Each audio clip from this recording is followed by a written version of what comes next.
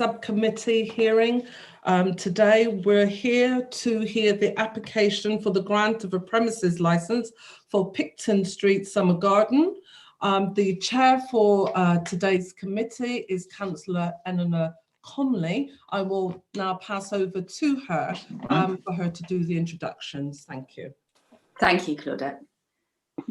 Welcome everyone to this licensing subcommittee hearing this morning, and thanks to all the officers who've been working so hard to make it possible for us to carry out these meetings virtually. And apologies in advance if there are any technical difficulties. We will be doing our best. In order to make this meeting work in a virtual format, we've slightly changed the way we handle questions. So we will ask you to hold on to your questions until it's your turn to speak. And then I will ask you if you have any questions for any of the other participants in the meeting. I would also highlight that in a virtual meeting, it is necessary to keep brief because it's much harder for people to concentrate on what you're saying for a very extended period in this virtual format. I'd like to invite the other members of the committee to introduce themselves. Councillor Massey. Good morning. My name is Brenda Massey. I'm Councillor for Southmead. Thank you. And Councillor Hans. Hello, my name is Councillor Fee Hans and I'm one of the councillors for Redland Ward. Thank you. I'll just briefly outline the procedure. This is an informal, non-adversarial hearing, and all comments and questions will be invited by and should be directed through the chair. The process is that the licensing officer will introduce the report, and members of the committee and the legal advisors to the committee will have an opportunity to ask any questions they have. Then the applicant and their representative will be invited to present the application. And if you have any questions, I remind you, keep hold of those and ask them when it's your turn to speak. We'll then hear from the regulatory authorities, that is licensing and pollution control. And then again, there'll be an opportunity for us to ask questions, clarifications. Then I'll invite all relevant persons, that is people who would be affected by this application, perhaps because they live in the local area, to make their presentation and also to ask any questions they might have at that point, either of the applicant or of the relevant authorities. At the end, I'll invite you all to sum up, with the applicant summing up last. Remember, questions for clarification must be specific and it's not an opportunity to make an extra statement. At the conclusion of this hearing, we'll end this meeting and adjourn for the decision making. You will have received an invite to the decision meeting and the clerk will email you when we're ready to present the decision. And you should rejoin that meeting using the link in the second email. There is in Zoom a chat function which you can use to indicate if there's an issue. But for example, you're not able to hear what's happening in the meeting. Don't use the chat function for anything that is important because it won't form part of the public meeting. So don't use it to make any statements or ask any questions. Finally, a reminder that this meeting is being streamed to YouTube in order to be a public meeting. Therefore, please be mindful that your image and participation in this meeting will be online for a number of weeks. Thank you. Now I'd like to invite Abby Holman, the policy advisor to this committee, to present this application. Sorry, just bear with me. I'm just checking that Councillor Fee Hans is okay. I can see her. Yeah, I'm back. I dropped out for a couple of seconds, but I think if Eleanor was just doing her preamble, it's probably nothing you haven't heard before. No offence. Okay, good. Sorry. That's fine. Thank you, Chair. Claudette, could my video be restarted, please? I can't start it myself. Thank you. Just requested it. There you go. Lovely, thank you. Thank you, Chair. So as you've heard, this is a meeting to consider an application for the grant of a premises licence at 7 Ashley Road to be known as Picton Street Summer Garden. The application is not within a cumulative impact area, but it is between the city centre and Gloucester Road cumulative impact areas. And as you'll be aware, you can consider cumulative impact if it's been raised in representations, even if an application isn't within or is very close by to other CIAs. And I'm sure you'll hear from the applicant's agent in respect of whether they think that's relevant or not in this case. The application is for the sell by retail of alcohol on and off the premises for Thursday to Sunday, 12 till 2200. And it's a time limited licence between the beginning of July and the end of September. There was a slight error on our registers on our end, which showed that it was the beginning of September. It is the end of September. But having spoken to legal, we don't think that this disadvantaged anyone. Obviously, you have a number of representations, which I'll run through in a second. And so we're relatively satisfied that everyone has had the opportunity to make reps on this application. We're satisfied the applicant has advertised it in accordance with the regulations. Obviously, slightly more difficult at this time, but we're satisfied that has happened. And as a result of the consultation period, you have received representations from 13 relevant persons and 1 responsible authority, and that is Regulatory Services, who have brought pollution control along to speak with them as well. You also have some additional information from the applicant, which has been circulated to you, hopefully, and I think all the relevant persons have had a copy of that letter as well, directly from the applicant. There is within that letter a suggestion that if this licence was to be granted today and they weren't able to utilise it this year, that they may look to have the same type of event next summer. I've spoken with the legal advisor about this, and we don't think that this licence can apply to next year because it's been specified on the application as July, September this year, time limited. We don't believe it can be moved. We haven't received any government guidance as such that suggests that any events that take place this year might be able to be moved to next year in light of COVID. And so that would be our position on it. I don't know whether the applicant's agent wants to address you on that in his submission as well. That's my report, unless you have any questions for me. Obviously, you have a number of relevant persons in attendance today, and you have Sarah and Mark for Regulatory Services as well. Thank you, Abby. Councillor Massey, do you have any questions for Abby? No, I don't, thank you. Councillor Hans? Can I just double check there's been no representations from the police, no? That's correct, no representation. Okay, thank you. And Lynn Harvey, as the legal advisor to the committee, is there anything that you would like to clarify? Not at this stage, thank you, Chair. I agree with what Abby said in regard to the time limited licence. I'm happy to address you further on that if need be, but our view on it and my advice would be that you can't extend the scope of the application that's before you. It is specifically for a time limited licence. So that's the position. It can't be amended to go into next year. Thank you. Thank you. I'd now like to invite the applicant, John Dalton, and his representative, Ewan McGregor, to address the committee and present their application.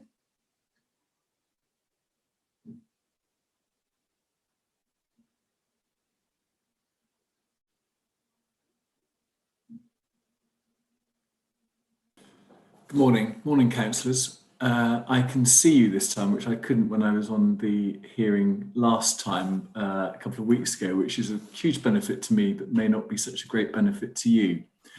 Thank you for listing this application during the lockdown. You're clearly very experienced at doing remote hearings now, and I'm conscious that you've asked me to be as brief as I can. And there are clearly a significant number or a number of people on this call who've made representations, so I do need to go into it in some detail. Mr. Dalton is on the call as well, and what I propose to do is I will outline the application.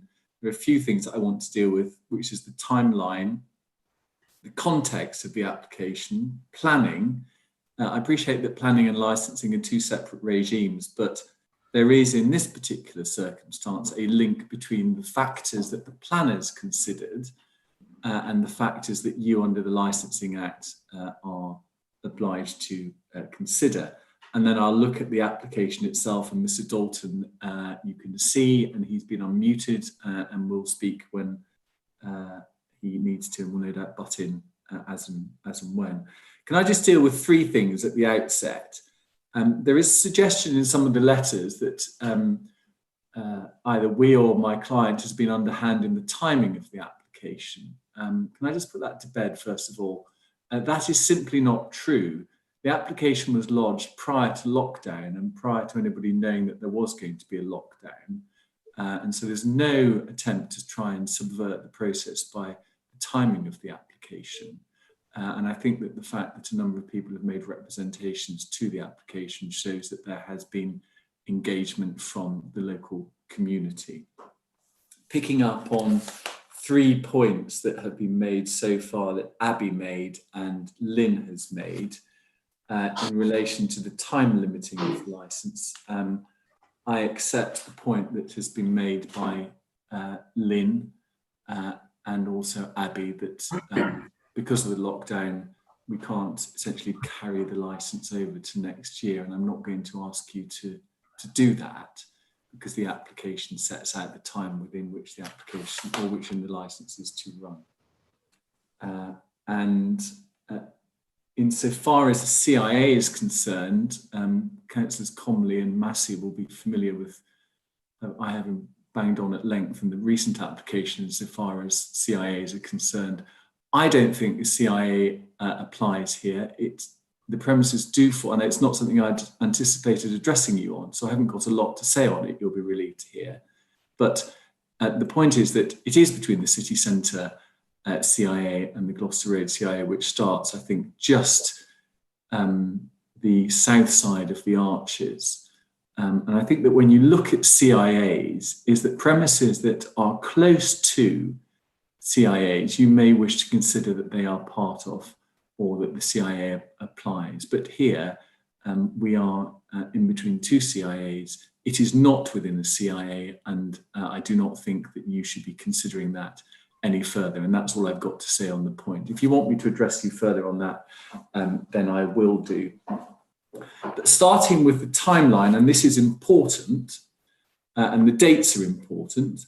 So on the 22nd of December 2016, a licence was granted for this site. And the licence was for 7 days a week, and it permitted the operation of the premises up until 23:30 every night of the week. And that predated the planning permission, which was granted on the 5th of March 2018, so some 15, 16 months later. The planning permission enabled the premises to be used as licensed premises with conditions, and I'm going to come on to that in a minute. In July 2018, a minor variation was lodged with the council, and Sarah Flower makes reference to that in her representation. Now, the position with minor variations is that those can be rejected by your officers without the need for the matter to come to committee. And the minor variation at that time was to match the conditions on the planning permission to replicate those onto the premises licence. And that was rejected by your officers, and they're perfectly entitled to do that. But the whole issue about the use of the outside area has not come before the committee. And that's the significance of that application 2018. There was then a non-minor variation that was submitted in August 2018, and that was subsequently withdrawn. And then on the 31st of May last year, there were the approval of a number of reserved matters on the planning permission. And the reason that that timeline is significant is that firstly, when the licence was initially granted, it excluded the outside area, and that was prior to planning permission for use of the outside area being approved. And then the third point in relation to the timeline is that the application to include the outside area has never been determined or never come before you as a committee. Now, the context of the application you'll have read the letters of representation and the concerns that are expressed in them. So can I just make 7 very quick points about the context of the application to put some balance on what has been said in the representation letters. The first is this, is that the application is entirely in line with the planning permission that has been granted by Bristol City Council. And in fact, we'll see in a minute that the application is perhaps more restrictive than what the planning permission has granted. The second point is that the licence is for a limited period of time, 3 months at the most. The third point is that it's for a limited number of days, 3 days, Thursday, Friday, Saturday.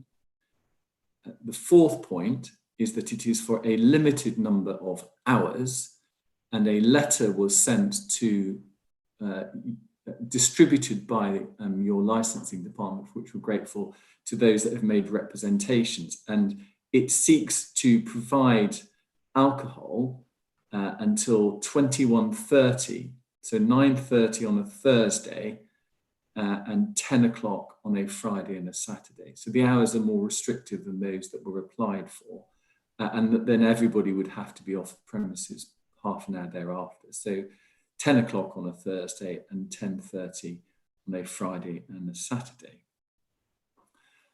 Fifth point is that the proposed use of the outside area is entirely consistent with the planning permission. The sixth point is that the premises in the recent past, and there's reference to that in the papers, have been operated by a tenant of Mr. Dalton, and their behaviour, and I'll apologise if the way that these premises, or this site, sorry, has been operated by the tenant has fallen foul of local residents and possibly planning. I will apologise on Mr. Dalton's behalf, and he will no doubt do so in due course. But that should not reflect on Mr. Dalton. And the reason for that is my final point in relation to context, is that Mr. Dalton is an experienced and well-respected operator. He will tell you precisely himself what he has done. He has many years in the trade. He operates already 2 premises within Bristol, the Crofters Rights. He's run those for 5 years, and also the Lanes Bowling in the centre of town opposite the old police station. And neither of those premises have been a burden on the regulatory authorities since he's operated these. Mr. Dalton purchased the site, which is at the junction of Picton Street and Ashley Road, about 3 years ago. And it is you'll know it well, it's actually where I lived when I moved to Bristol about 30 years ago. And it is a vibrant part of the city, and an area that is perhaps sometimes starved of investment, and Mr. Dalton will confirm this in due course, is that the investment in this site is in the region of £500,000, and that is to be welcomed within the city as a whole, and also particularly in parts of the city where perhaps inward investment is sometimes deprived. The position in relation to planning is as follows, and it is important. I know that you're an experienced committee, and there is sometimes a desire not to make this a rerun of the planning process, but it is important for the reasons that I'll explain to you in a minute.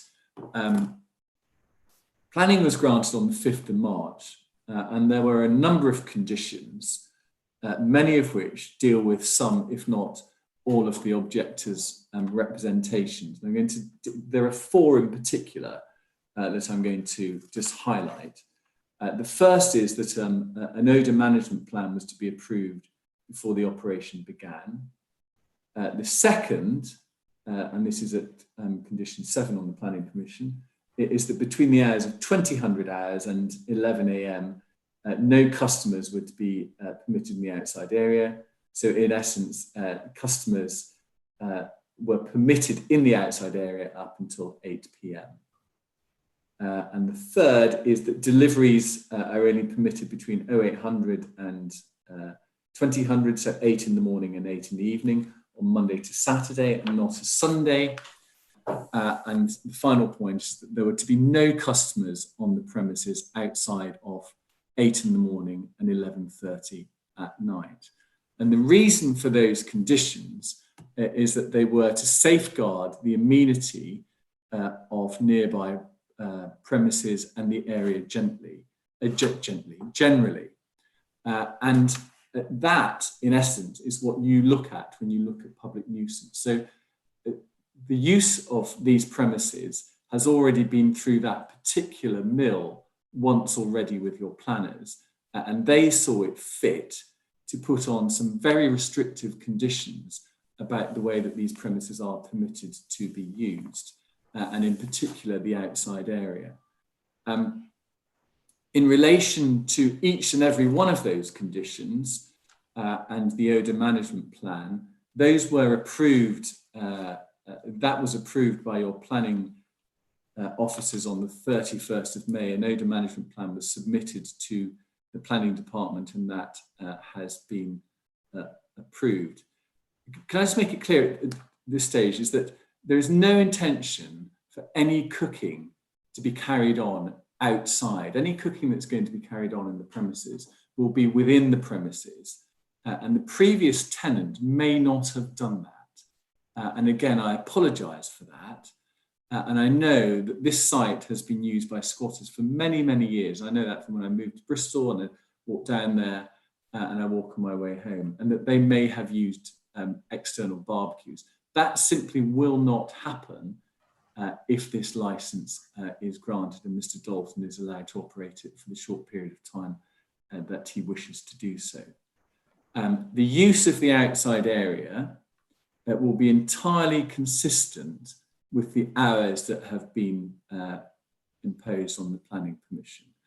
And the use of the outside area it is restricted until 8 in the evening. That is a very restrictive, you'll know from having seen other premises operate across the city. It's a very restrictive planning restriction, and one that is perhaps more restrictive than you might see in other parts of the city where outside areas are sometimes permitted to be used until 9 or 10 at night, and is more restrictive than the planning condition that applies to the Bristolian, which is 20 yards down Picton Street, which I think is permitted to operate until 9:30 at night.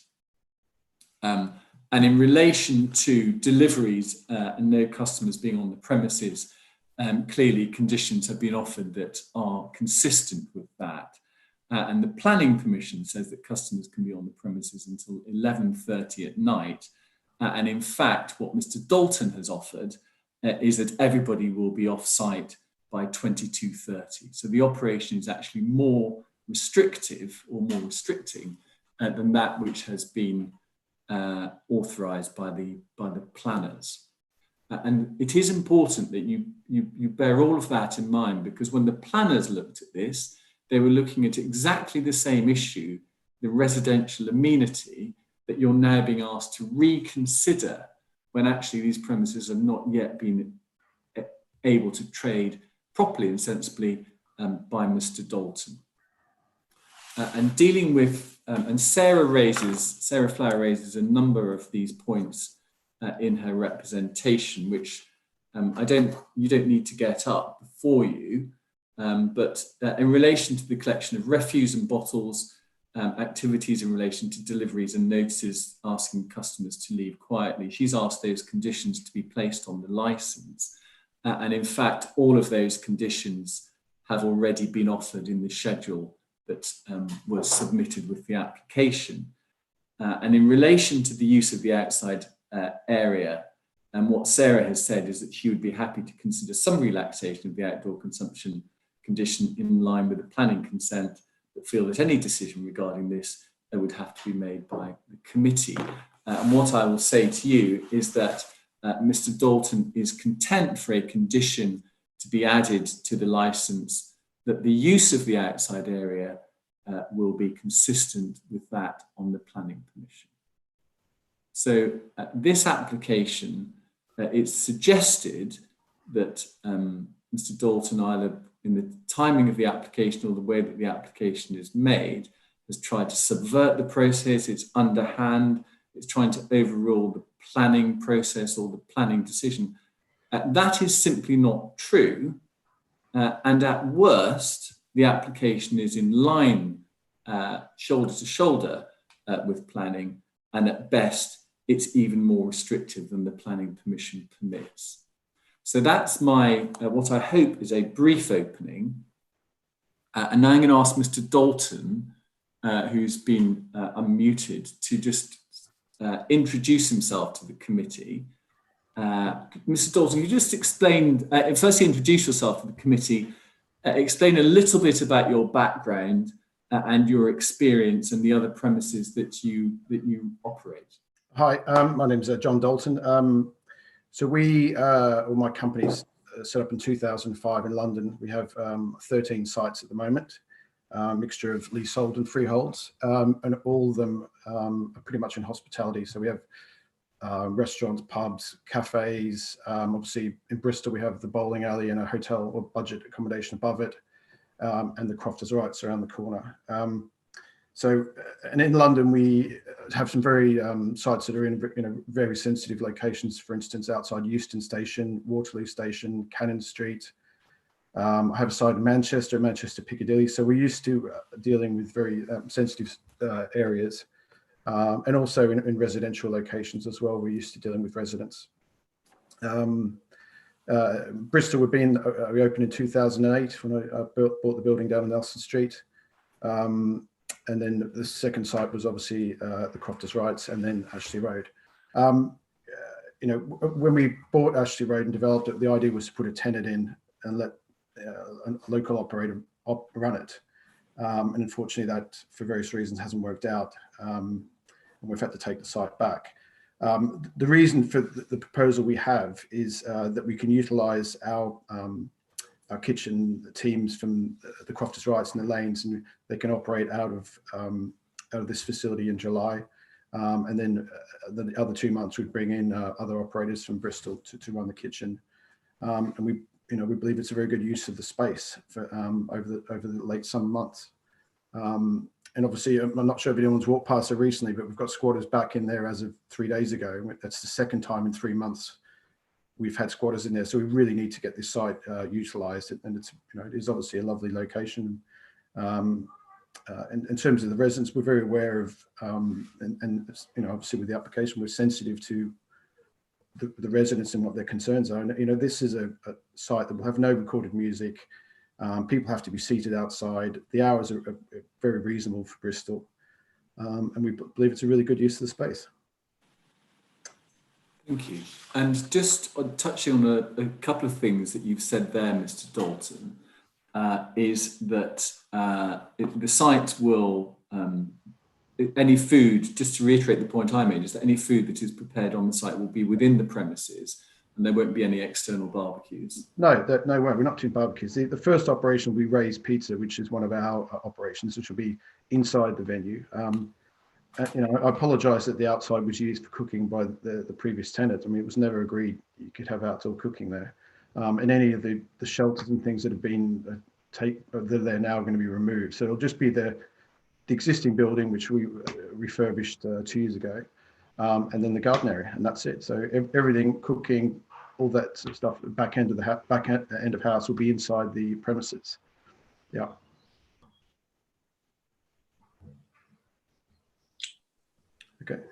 Okay. Thank you. I have a question for clarification. I'm not sure if this is best asked to the applicant or to the advisors. Yep. For cooking outdoors, wouldn't there have to be street trading permissions anyway? We're not cooking out. No, I'm just saying that if we gave this license, we wouldn't be giving permission for cooking outdoors. That would be a separate street trading license. That's my understanding. Yeah, Chair, I can confirm that any sales that took place outside, and that would include food or drink sales, i.e. through a hatch, And one of my questions actually relates to those outdoor shelters that Mr. Dalton mentioned. That would have to be done through a street trading consent or some sort of market consent. So the confirmation that Mr. Dalton's provided that it's not going to take place outdoors resolves one of those issues, I think. Yeah, no, they'll be demolished. They should never have been put there in the first place. Sorry, can I just check that Mr. McGregor is still with us? He seems to have left me. Yeah, it's just he's frozen at the moment. Yeah. Could you just give him a few seconds to come back? Yeah, I've just had Ewan McGregor on the phone, and he will attempt to join back. Okay. It's completely dropped out. I'm happy to ask. If you want to ask any more questions, I can help. If you're happy to continue without him, then Councillor Massey, do you have any questions for the applicant? Yeah, just a couple. Actually, some of them have already been answered through Mr. McGregor and Mr. Dalton's comments. But I know you've changed or are happy to reduce the timing for deliveries. Yeah. And you also mentioned about collection of bottles and so on. And those, particularly the noise created by bottles being collected can be quite disturbing to people. So what time were you going to put on that? Well, we're going to do that during the day. So any deliveries will be coming from the Crofters Rights across the road. There'll be no direct food or drink deliveries into that unit. Because, you know, I lived next to a pub for 5 years. I know how horrible it is to have 7 a.m. glass collection. The pub tells you, oh, sort it out. They never sort it out. And we discussed this when we went for planning, that, you know, we don't want to disturb people. So everything will just be walked across the road to the Crofters Rights during the day, you know, not in the early morning and certainly not in the evening. I hate that. Yeah. Yeah, and the collection of bottles and so on, that would be...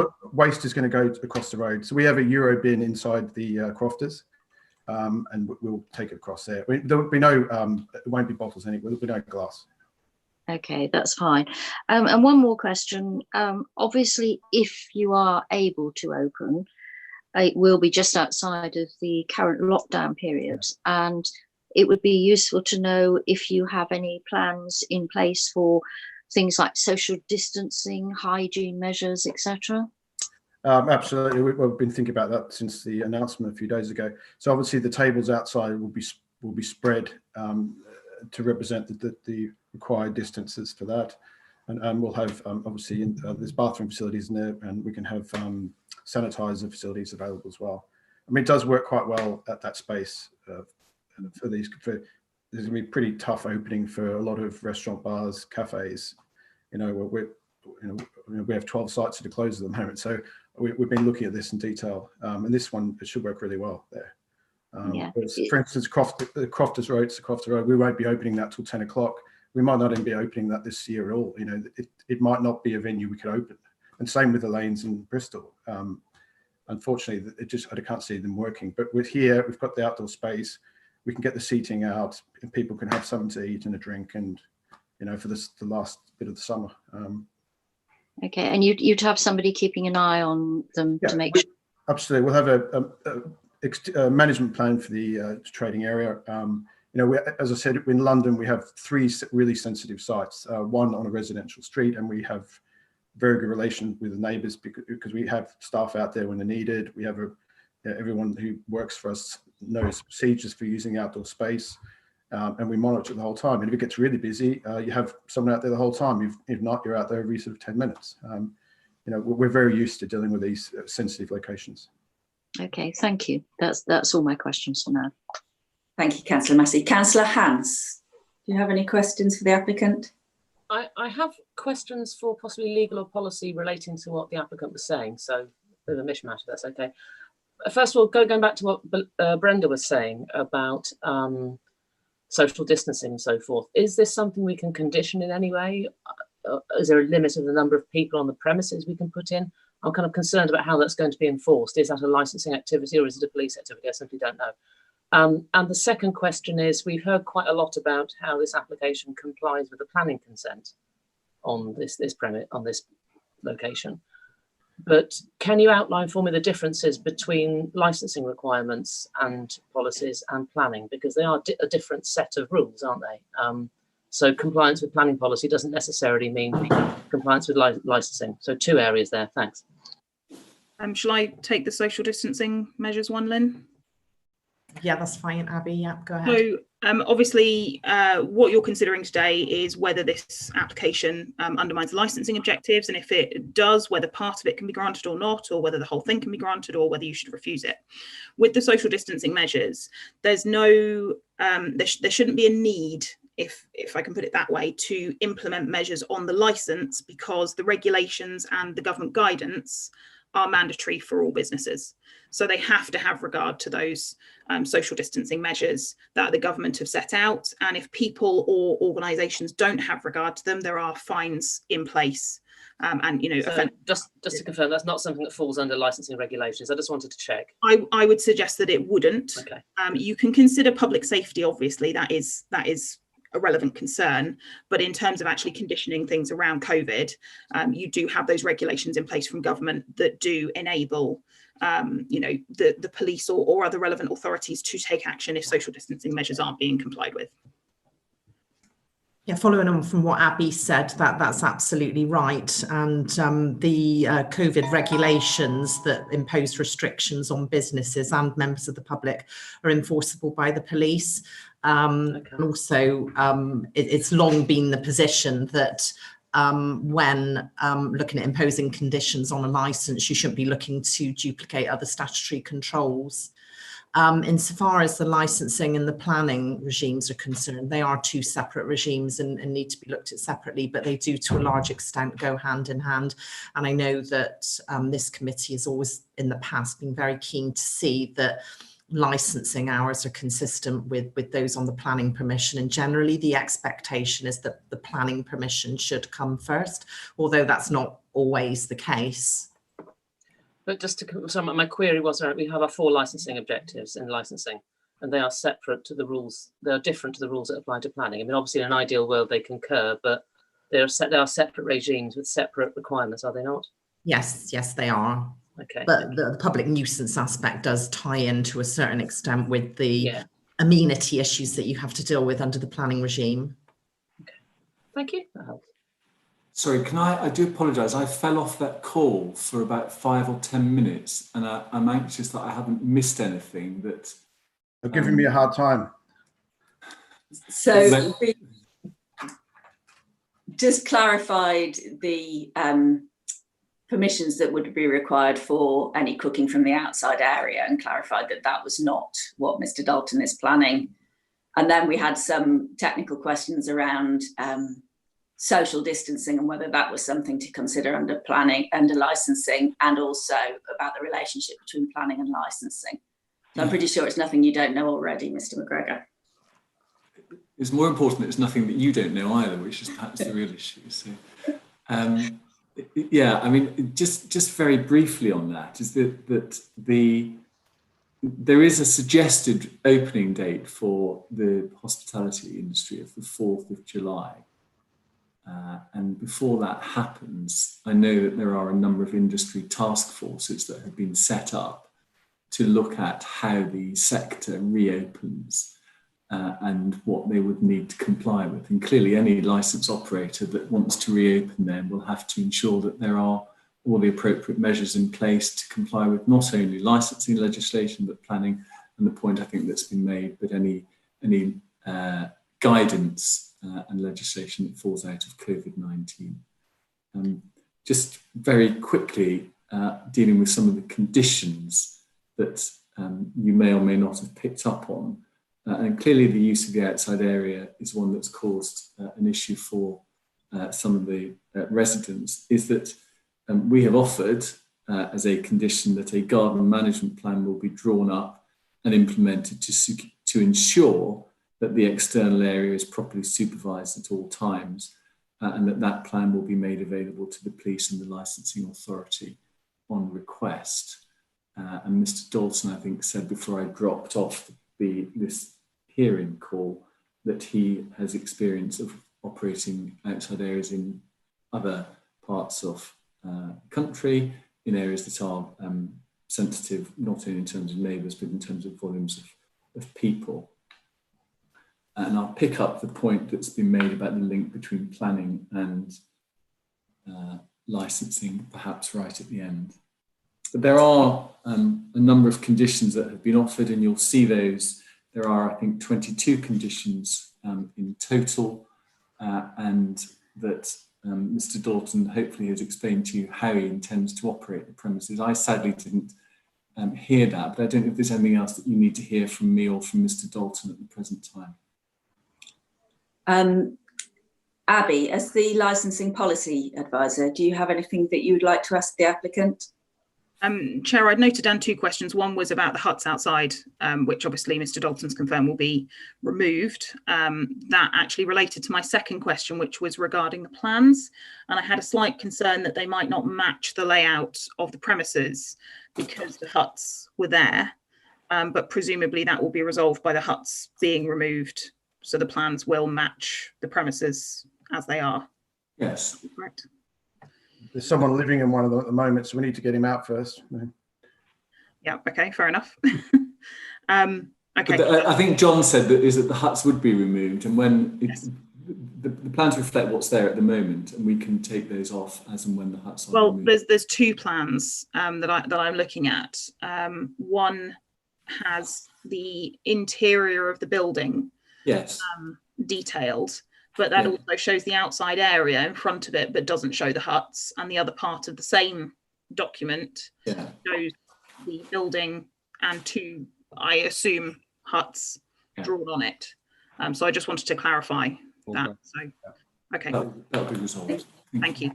Thank you, Chair. I have no other questions. Thank you, Abby. Lynn Harvey, as the legal advisor to the committee, do you have any questions for clarification from the applicant at this point? Yes, please. Just one. It's in regard to the cooking outside. It's obviously been made plain in the representations that that's not going to happen, but currently that's not offered up as a condition. So would that be offered up as a condition? Yeah. That's fine. Yeah. Yes. Okay. Thank you all very much. Just a reminder, if anyone else has questions that they would like to ask the applicant, I will invite you to ask those questions when you make your representation. I'd now like to hear from Regulatory Services. Could I have Sarah Flower, please, to present? I understand that you will be doing the presenting and Mark Curtis from Pollution Control is available for questions. Is that correct? That's correct, Chair, yes. Go ahead, Sarah. Thank you. So I've read this application for a new premises licence with the Bristol City Council licensing policy and the licensing objectives in mind. You've already heard what the application consists of, so I won't run through that again. The premises currently has planning permission, and this consent includes the following condition. There shall be no customer use of the outside area for dining or drinking between the hours of 2000 hours and 11 the next morning. There was a premises licence granted after a hearing on the 22nd of December 2016 with the following condition regarding the outside area.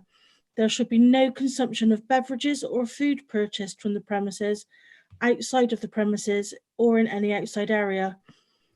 You've already heard from Mr. McGregor that a minor variation to that licence was made in 2018 to get the premises licence condition to match the planning one, but this application was refused due to the concerns raised regarding noise of the outside area from local residents.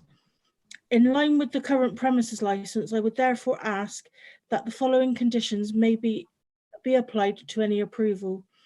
There should be no consumption of beverages or food purchased from the premises, outside of the premises, or in any outside area.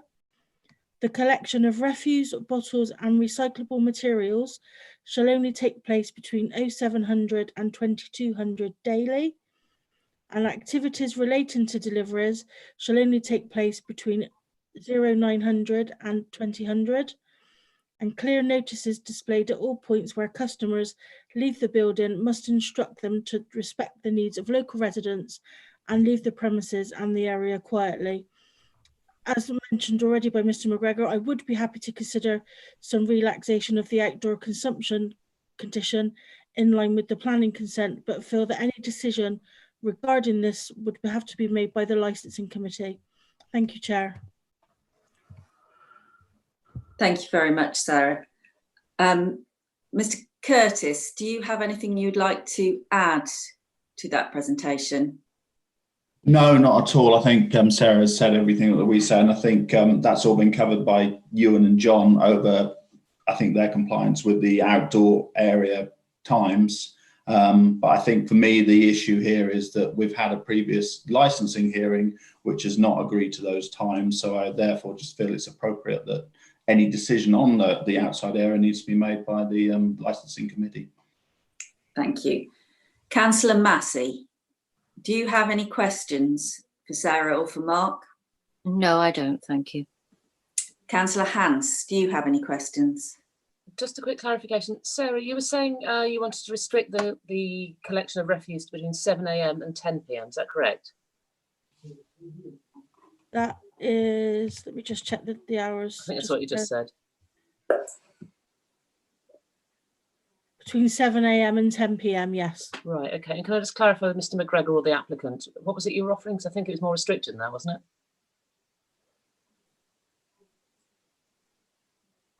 Do you want me to Refuse. Either of you. I seem to recall Mr. McGregor saying that they were restricting the bottle collection, refuse collection to an earlier time, but yeah, there were two things. I think there was the delivery. The collection of bottles is 7 until 10 o'clock at night, and that's consistent with what. Oh, I see. I thought you were offering more restricted hours. No, the bit about the restricted hours. Sorry, Councillor. The bit about the restricted hours is that planning permission enables us to stay open until 11:30 at night, but what is being offered is that these premises would close at 10:30 at night. Right, I'm sorry, I misheard your what you said about bottle collection. So thank you. That was my only question. Thank you. Thank you. Abby, do you have any questions or points of clarification from regulatory services or pollution control? No, thank you, Chair. I think just in relation to Councillor Hans's point, I think the applicant had, Mr. Dalton had suggested that deliveries and bottle collection was only going to be from the crofters' rights, right, and therefore would only take place during the day. So I think that's maybe where Councillor Hans had heard that part, possibly. Thank you. Just to clarify, sorry, could we condition that, Abby, in your opinion, or not? Thank you. Yes, absolutely, Chair. You could condition anything to do with delivery or collection of bottles if it's related to one of the licensing objectives, obviously in this instance, public nuisance. You know, you may look, you obviously can only condition what's appropriate and proportionate. So if you consider that 0700 to 2200 is appropriate and proportionate, then that's what you should condition. If you consider that a more restrictive time is, then that's what you should condition, but nothing over and above that, simply because the applicant has offered it. Thank you. I was just checking that was feasible. I just think 7 o'clock's way too early to be collecting glass in a residential area, so I'm happy to accept that. Thank you. Chair, can yes. I just follow up? The reason I didn't ask the question about that now was because I understood the applicant had already said that it would be at much reduced times. So I understand where Councillor Hans was coming from, but I didn't ask the follow-up question because it had already been confirmed to me. Thank you. Lynn Harvey, as the legal advisor to the committee, do you have any questions or clarifications from the responsible authorities? No, thank you, Chair. I'd now like to invite the applicant and the applicant's representative to ask any questions of the regulatory authorities if they have any at this point. I have no questions of Sarah or Mark Curtis. Thank you. Thank you very much. I'd now like to move on to the representations from the relevant persons. And the first representation I have on my list is from Kate Seddon. Do we have Kate Seddon on the line? Hello. Hi. Great. Hi. Thank you, Councillor, for letting us talk today. So I can ask questions as well of clarification? Yeah, so if you'd like to just outline your representation first. Okay. And any questions that you have from anyone who's spoken so far, you're Okay. very welcome to ask them. I'd first like just to start by saying it's actually great to be able to see John Dalton, the applicant, and to actually see him in person. I welcome any appropriate application and anything that improves the use of the space from how it's being used at the moment would be brilliant. I suppose one of my main concerns is that it is a residential area, and I know that Mr. Dalton has mentioned a number of other sites. I would suggest that they are fundamentally quite different in that those other sites are much less residential, and that the area that we've got here on Ashley Road is surrounded by residences. The main concern is the level of noise pollution. So just the basic level of noise pollution that would come from a site that is so close to a number of properties, including our own. My understanding is that it would be the use of the outside space would be from quite early in the day, on a Thursday, Friday and Saturday until quite late at night, and that could fund just the basic noise pollution from just having people consuming alcohol outside could be quite difficult. I'm on a Saturday, obviously our garden has, is a sanctuary, is a wonderful place that we can relax in, and not being able to sit there without constant noise could, fundamentally affect our quality of life at the weekends. My other concern as well would be the level of noise that would travel from the property into the front of our building, which is where both, our lounge area and our bedroom is.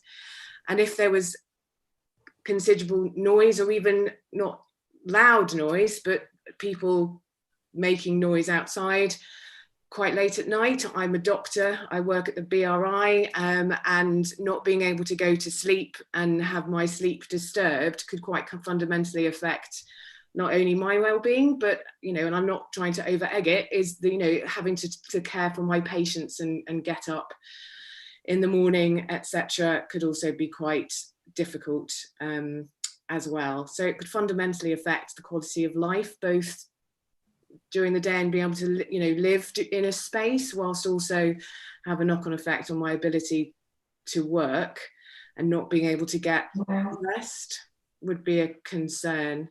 I understand that there isn't plans to have recorded music, right, but I'm slightly concerned that there may be live music as well. No one's mentioned that as well. So that would be a concern. And my understanding is that once you've got a license, that automatically means you are allowed to play music without conditions applied for that. So that would just be something for a point of clarification in a second. My other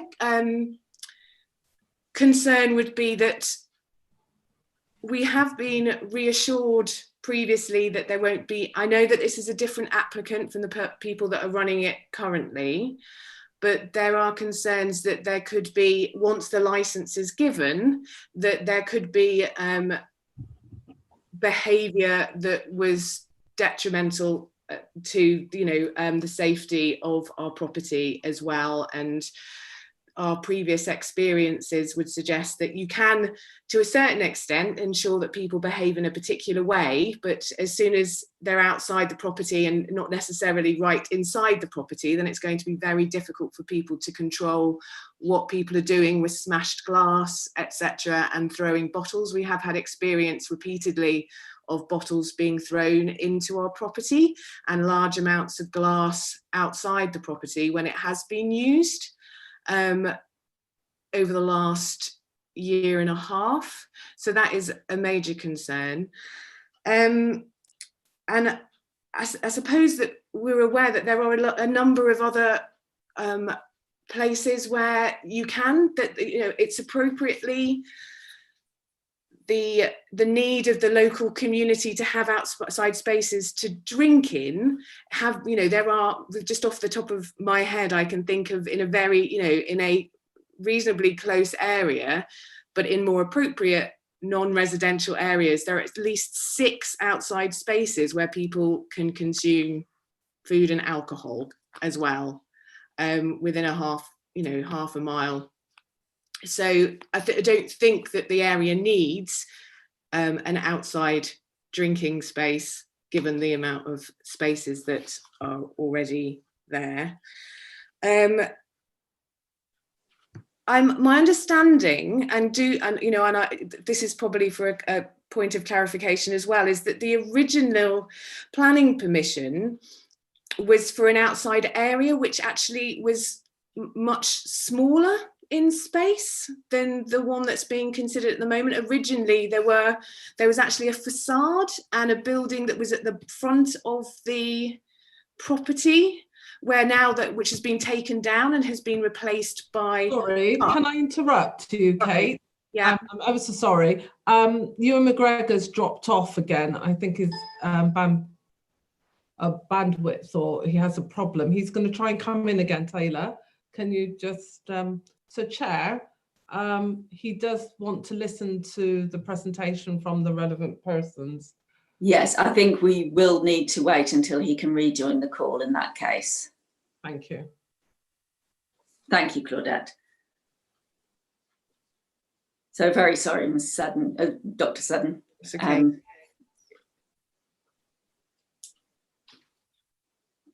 Just chat amongst yourselves, everybody. Chair, it might be worth having a 5-minute pause to give him time, because it did take some time to get back in last time. Yes. Would we just adjourn the broadcast? Or just wait for another 5 minutes or so to let him back in, because he did have a struggle to get back in previously. So Yes, just hold. that is what I was. Yeah, sure.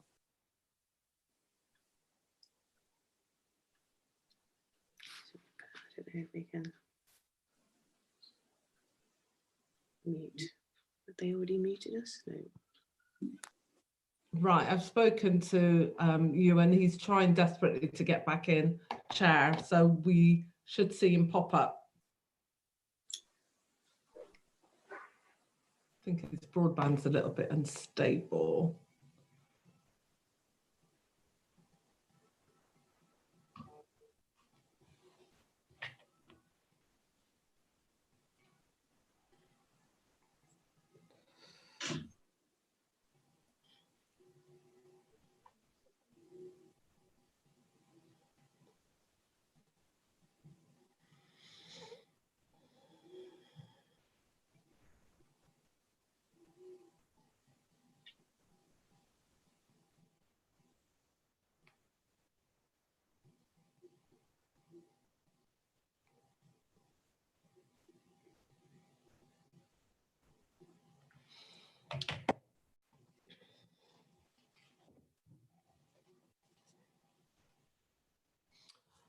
Okay, still not on. I can't see him joining. Apologies.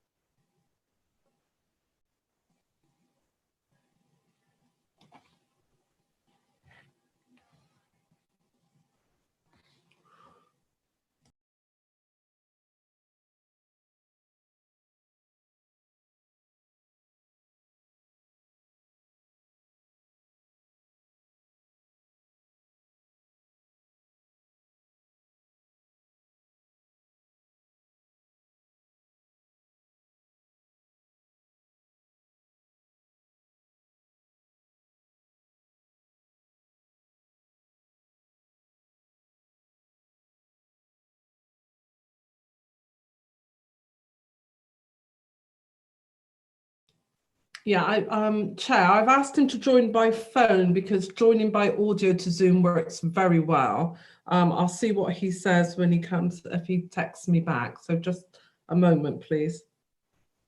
That's a good idea. I've just admitted him. It looks like on a different device. Okay.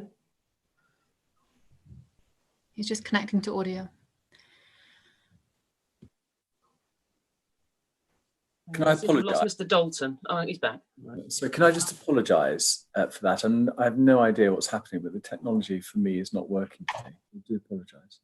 Okay. If I drop off again, if I drop off again, Councillor Comley, I will rejoin by phone. Great. But let's carry on for now.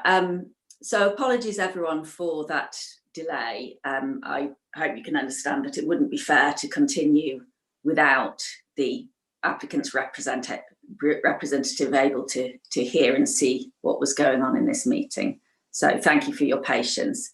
Dr. Seddon, can I invite you to complete your presentation and then we'll move on to your questions. Okay, thank you. So my understanding, and apologies for various reasons this week, I've had a family member become critically unwell. I haven't had a chance to re-look at the planning, original planning permission, but my understanding is that the original outside space was considerably smaller when there was some consent was given to use it for periods of time, and so my concern would be, if that was the case, the original consent was based on a much smaller outside area. So the original planning, there was a building, my understanding is, on the facing the road that was going to be utilised in another capacity. Now, for various reasons, my understanding is that has been demolished. So that would have created a much greater outside space, which my concern would be that there would be a space for much higher numbers of people outside. I'd also just like to reassure Mr. Dalton and Mr. McGregor that, you know, any comments about the concerns about the lockdown were not implying any underhand issues, but just irrespective of intent, it was just highlighting that the material impact of that would be the same, as that people who may have been, you know, wanting to be aware of this would no longer be walking past the site, and so that would reduce the number of people that would be giving representations rather than anything else. Yeah, and I suppose as a point of clarification as well would be, what would be the intent, the main intent of usage for the site? I think things can be quite different if the main intent is for perhaps a cafe or a restaurant, with the main space being inside the building, where there may be some outside use of space for people sitting down having supper or something like that, versus an outside space which is primarily to be used for people consuming alcohol, even if they are then able to buy snacks, etc. as well. So intent of usage of the space, I think, is quite important as well. Thank you. Sorry, and one last point of clarification. There's been lots of discussions, and the original license application was quite, it was until 10 o'clock or 10:30 at night, but my understanding is that that has been changed as well to 8 o'clock at night, to be in keeping with the planning permission, so nobody would be allowed to be outside. Is that correct from what I've just heard? Chair, could I take that one? Yes. I understand that the applicant has offered a reduction in the overall hours, and also a reduction in the outside area, or a condition on the outside area to prevent its use after 8 o'clock. So the inside area would be permitted to be used for the licensable hours, so till I think 10 o'clock Friday and Saturday, and 9:30 I think was suggested on the Friday, with opening hours half an hour later, and the outside area until 8 p.m. in line with the planning condition. Does that make sense? Yeah. Yeah.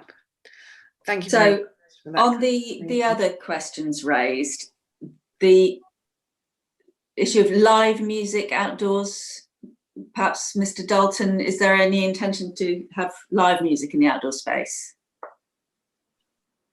Oh, sorry. Can I have Mr. Dalton unmuted? Thank you. Hi. No, absolutely not. I mean, part of the reason we've taken the site back is we want to control it, and I believe that corner is perfect for afternoon, early evening. That's it. So we're happy to have if it gives you comfort, we're happy to have a condition on there that there's no live music. I mean, they're already in the licensing application. There is no mention of it. You have to apply for recorded music outside, and we haven't done that. But if you want a condition, absolutely. The problem was with the people that were there, they just, they were riding roughshod over licensing and planning and having events, which obviously has affected us as the freeholder as well, because you feel that we would operate it like that. We want it early evening, it's done, and have minimal impact on neighbours. I mean, I think with the, if we can get this 3 months for the summer, you'll see how we operate it. You'll have a chance to interact with us, and there may be some tweaks we need to do, but over the 3 months. But I'd imagine the impact will be no more than the Bristolian, and it's a quiet place to have a bit something to eat and a drink. It's not a pub, and it's not like people standing up everywhere, and no one will be leaving the premises drinking or anything. They'll be sitting down quietly, no recorded music. You won't be able to hear any music at all from inside because we won't have that on either. If the doors are open, there'll be no music on. So you should, hopefully the impact be minimal. But if there's anything that it does impact you, we obviously want to talk to you about it and see whether we can change it. But I don't want to disturb residents. We have actually a pub in Marylebone in London on a residential street with 50 residents on it, and it had been shut for 5 years, and we reopened it, and it's very successful, and we work with the residents, and there were a few hiccups, and we've had to adjust our management plan, and it's worked really well, and we experience it doing this. Would you like to also address the issue Dr. Seb raised of broken glass and glassware being taken off the premises? I mean, this is not a pub. We're not going to have people wandering around the streets with glasses, and everyone will be seated. I'm not sure what you're referring to. The people that were here, the previous tenants, were they having events? I know they had some sort of rave there last year. It's not that sort of venue, but our management plan won't. There'll be staff there watching, and if anyone randomly tries to take a glass outside, we'll deal with it. We'll stop them. But we're not going to be encouraging that sort of behaviour. You mainly find at really late night venues. This is an early evening place that is A3, which means it's a restaurant cafe with ancillary license. It's not a pub where people are going to come and sit and drink all day. We're going to have a coffee machine, and we're going to do lots of other drinks. Alcohol's obviously important. It's nice for people to be able to have a drink, but we're not.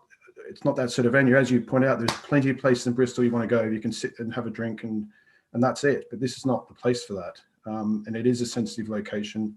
But the alcohol is important. But I hope that does address the issue with people smashing glasses. I mean, we don't have people smashing glasses outside the Crofters Rights or the lanes in Bristol or any other places. I'm not. Occasionally, you might get something in London at one of the venues, but we deal with that with the management plan. And we've never had an issue with residents in any of our sites. Thank you. There's also a condition, Councillor Comley, at 19 that no customers will be permitted to take drinks from the premises in open containers. Yeah, I mean, our license could be reviewed at any. If a customer does take something onto the street, a resident has a right to ask for the license to be reviewed. It's pretty powerful. So that's a clear condition. Yeah. Thank you. The other clarification, perhaps Lynn or Abby might be the best person to answer this, I don't know, is about the difference in the outside area from when planning permission was granted. I'm not able to help on that, Chair, but I would like to come in on another issue once that question's answered. I'm not sure if Abby can help in that respect regarding the outside area. I don't have the information about the difference between the planning and the licensing. I am trying to see if I can find an original plan for the planning application, but I'm not having any success currently. That may be something that I can find for you. If you can get that sorted for us in time for the deliberations, that would be really helpful. Thank you. Currently, the whole site is licensed, the whole demise. If you look at the red mark, goes around the whole of the property. Right. Thank you. Right. Chair, could I just come in on that Yes. issue regarding the music? I'm sure Mr. McGregor would have jumped in any event if I'd not mentioned this, but unfortunately this is really bad news for residents. But the provisions of the Live Music Act 2012 significantly relaxed and deregulated the ability of premises to play live and recorded music. And unfortunately, no license is needed in order to play recorded or live music between the hours of 8 o'clock in the morning and 11 o'clock at night. It's something that just isn't regulated anymore under the licensing regime. So if you were to impose a condition which wouldn't allow that, then it would be unenforceable.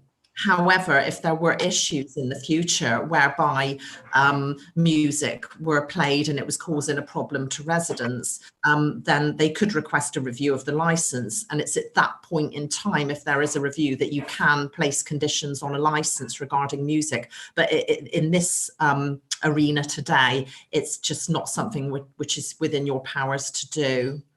Can we not condition it to be restricted to the inside area? Is that not something we can do? No, unfortunately not, Chair. I think you're going to have to take what the applicant's saying at face value today, insofar as that's concerned. As say any conditions, because of and it's unfortunate. It's just not within our powers to do anything about it. But those statutory provisions now don't enable such activities to be regulated under a premises license. Obviously, if there are issues, there are other matters that can be dealt with, such as, pollution control could approach it from a statutory nuisance point of view and serve an abatement notice, but residents can request a review of the license if there are issues regarding music from the premises. But unfortunately, if you were to impose such a condition, it would be completely unenforceable. Thank you, Lynn. Sorry, Councillor Comley, I'm just anxious to sort of to put this issue to bed, because Lynn introduced that by saying this is bad news for the residents. There is no intention from Mr. Dalton to provide live music or recorded music in the premises. And if you want to put a condition on the licence about, I'm just checking the point on that Lynn has made, but what you have is the assurance from Mr. Dalton that there is no intention to provide live or recorded music on the premises. Thank you. I think the point that Lynn was making is that we can't enforceably condition that under the legislation as it exists, but that doesn't detract from what Mr. Dalton has said. And if you want to put what you could do in terms of a condition is in relation to there being no external speakers, which is perhaps maybe the limit of what you can do, but we can leave that to discuss later. Okay, thank you. Mr. Curtis, I think you said you had some information about the planning footprint.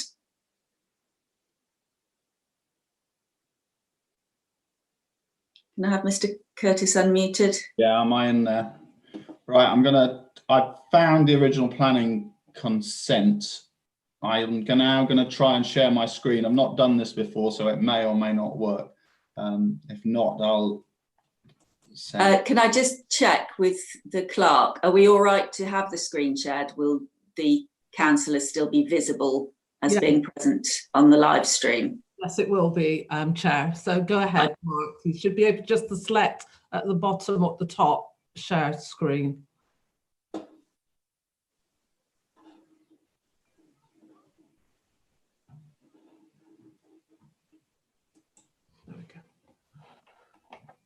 Bear with me. Okay. So this, can you hear me as well? Yes. This is the plan that I've found from the original planning consent, which I think, as was being said, there was this building, which I think was previously on the site, a building here at the front of the site. So this is Picton Street here, Ashley Road here. So this does show the outdoor areas just being this area here. There's a retail unit, it says here, with a retail unit frontage there. If we look at the plans, these are the plans submitted for this site under the license, which also I feel shows this building at the front. However, if you look on Google Earth, the whole of the front of the site has been cleared. So I assume that under this application, the intention is would be to have this whole area as the outside area, but it doesn't appear that that's shown on the plan submitted with the license, although it does cover the whole area, but it appears this is an inside area rather than an outside area. I can confirm, Chair, that's the plan that we have on file for this application as well. Okay. Or one of the two. I guess we can go into the detail of that in our deliberations, because the outline of the licensed area is clear and is consistent with the footprint that's actually being asked for, isn't it? Yeah. Okay, thank you all very much. I think Councillor Hans, you had a question, did you? I did have a very quick question. Am I correct in my assumption or whatever that should there be excess noise which disturbs neighbours from whatever source, be it live music, shouting, glass breaking, whatever, then they'd be entitled to object? So in a sense, the live music aspect of things is covered already by any noise regulations. If people find a place too noisy, they can apply to have it reviewed, no matter what the source of the noise. Is that am I correct? Yes, Chair, that would be correct. There would be a public nuisance objective that would potentially be being breached, and the local residents or businesses or whoever would have the opportunity to submit an application for review, which would then consider that. Thank you. So that's where the protection exists. Thank you. I'd like to move on now to the presentation from the representation from Margaret Edwards. Can I have Margaret Edwards unmuted now?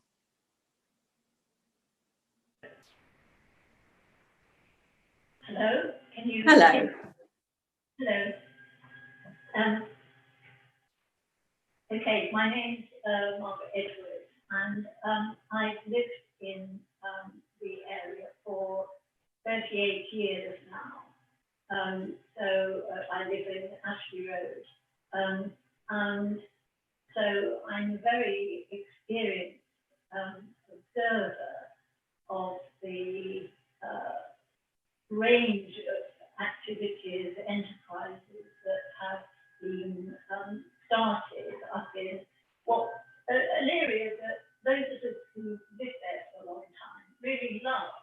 We love the Georgian houses. We love our, for Bristol, relatively large garden, and we like the sort of vibrancy of the area. We love Picton Street, a unique Georgian shopping street. But over the years, many things have been tried in this area, and many have failed. Those that succeed actually become institutions like the Bristolian, and the mark of the institutions that survive and are good are those that are, from the word go, extremely well run. And it's an old-fashioned word, but then I'm old, so I'll use it. But they are deeply respectable institutions, but enterprises. And they have carried that through, and that's why they survived and been successful. When this building first went up on what the old residents knows of as the Six Flags, initially I was very pleased. I really liked that new modern building. I thought it was a nice design and didn't actually detract from the lovely sort of Georgian terrace and the Georgian nature of Picton Street. But very, very quickly, that initial optimism of mine well, it fell away because as the site just became more and more dilapidated, neglected, and misused, those, as I say, those of us who are experienced observers just thought, oh no, not another one. Another irresponsible owner not maintaining the building, not looking after it, and allowing it to be squatted and misused by, you know, I'm afraid the area with all of its positive things about it also has disreputable elements to it, and they very quickly take over unless the owners are very, very attentive and very responsible. Thank you. Could I? Yes. I fully endorse what Kate said and has said. So I won't repeat the points that she has made because they are the same as those that I would have made. But I'm afraid to say that I simply don't trust this owner. And I have been really rather shocked by the letter written by their legal director, Mr. Warren, which I found to be an entirely vacuous document, full of reassurances. And indeed, Mr. McGregor and Mr. Dalton have been full of reassurances that I have grave doubts about those reassurances. They make it sound as though it would be very easy for a resident or a group of residents to say, oh, look, we've noticed people leaving the premises and throwing bottles about and continuing to drink in the street. So, you know, well, they can just object to this. It's over the years, many of us have tried to get together to deal with antisocial behaviour of all sorts, and it's not an area where that is. It's not rock solid, full of middle class people who like writing letters and lobbying councillors and so on. It isn't like that. It's always dependent on very few people doing that, and it's jolly hard work. And some of us who've done that sort of thing over the years are very, very weary of doing that. And it may be that that's one of the reasons, perhaps, we have learned to not trust these reassurances. And for me, the state of that building is an indicator of the distrust that I feel. One of the things that happens around that corner of Picton Street and Ashley Road is that when there are events like the Picton Street street fairs, no objection to those, they're only once a year. But the fact is that Wellington Lane, which is right on the sixth side, it's a cul-de-sac where the residents of Ashley Road park their cars, very, very narrow. But that lane becomes a toilet, and I don't have any information on the how many toilets are going to be provided on this site. But however many there are, Wellington Lane, which we use, many of us who live on Ashley Road use that as our entrance. It will become a toilet, and I'm not just talking about urination. We've had some very, very unpleasant experiences. So on all sorts of grounds, I really hope that the committee will not be liberal at our expense. Thank you. Thank you. Do you have any questions or things you'd like to clarify, either from the applicant or from the authorities? Well, I suppose they could be asked how many toilets there are. Right. Okay. Thank you. I can assure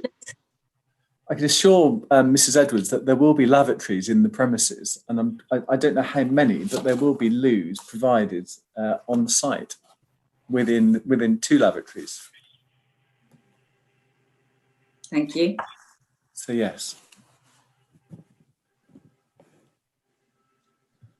I'd like to move on now to the representation from Richard Mees Kennedy. We have Richard. He doesn't have video. Just doesn't have video, but he. Oh, hello. Thank you. Yeah, sorry, I don't have video. There's not a camera on my computer. Right, so I live in 18 Catherine Court. I actually look out directly over the outside area across the road on Picton Street. I've lived here for about 20 years, so I'm very familiar with the various changes that have happened in the applicant's property. First of all, I'd like to endorse everything that Dr. Seddon said, and indeed Margaret Edwards. They sort of covered quite a lot of ground, but in particular, as is pointed out at great length in my written representation, I'm concerned about this reference to planning to the size of the outside area. So planning keeps on being held up as endorsing the licensing of the outside area for consumption of alcohol. But my understanding was that the original proposals were for that outside area being defined by the shop that's been knocked down. So it would be less than half the size of what it currently is. And that it would simply be an outside area for what was to be a restaurant. It now looks, rather than being a restaurant cafe with a very small outside area, like indeed the Bristolian, that in fact it's going to be something more like, oh, hang on, what's the name of the place on Stokes Croft? The canteen. I don't know if people are familiar with the canteen. So it would be more like that. And indeed, there's sliding doors going out. So in fact, they could play music in the area and have quite a lot of sound leakage to the outside with the sliding doors open. And there'd be nothing to stop them doing that.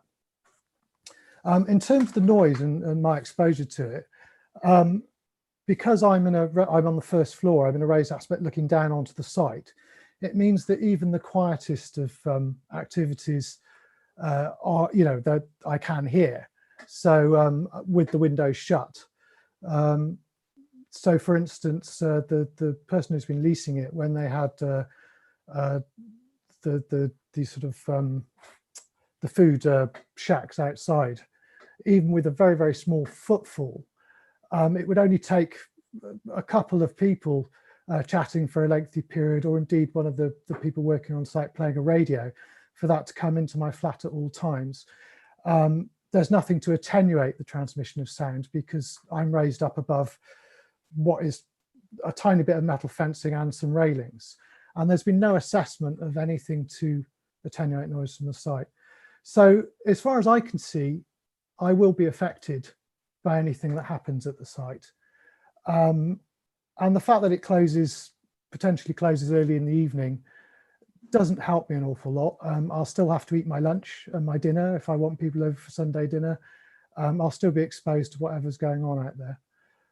And of course, as I was saying, it's not, I don't believe it's going to be a couple of tables like at the Bristolian outside a nicely run cafe.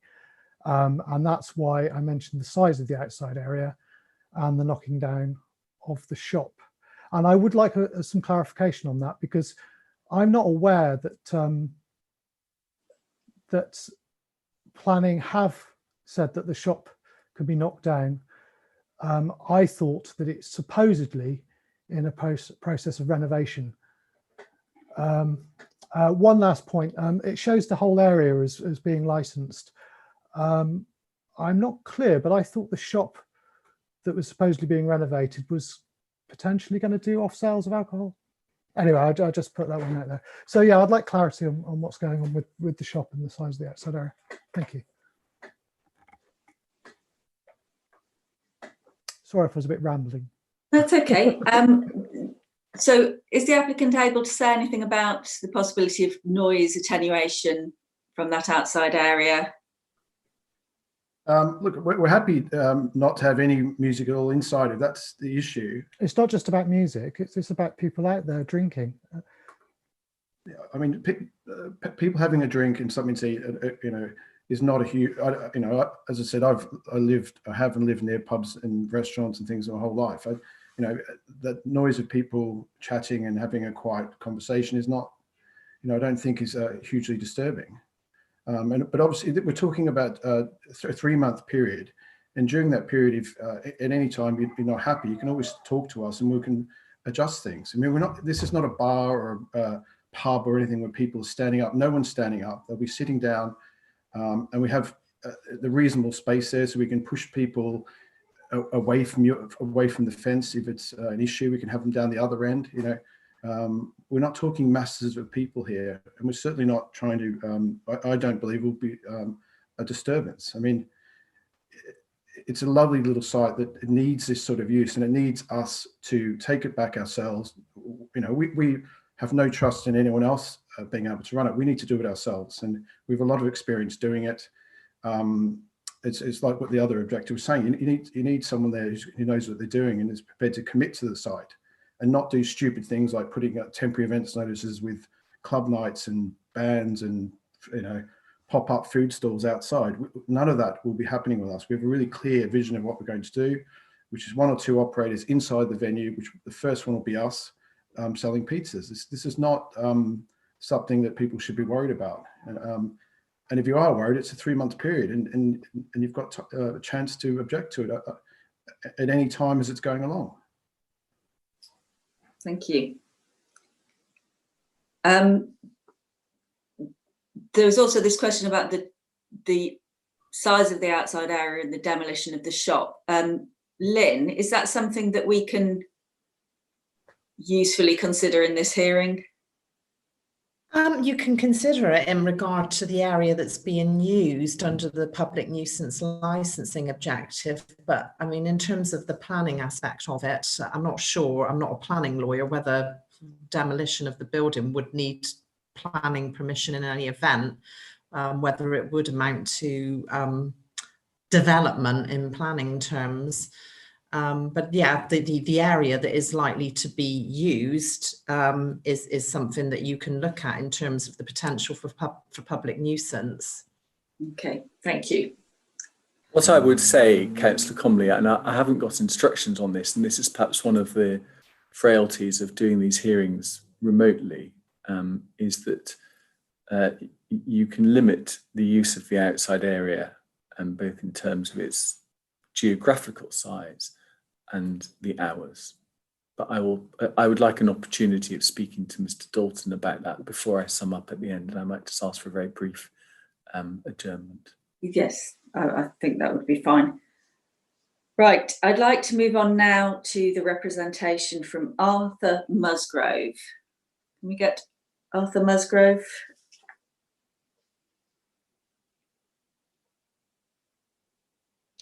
I've sent the request for him to start his video. He just needs to accept it.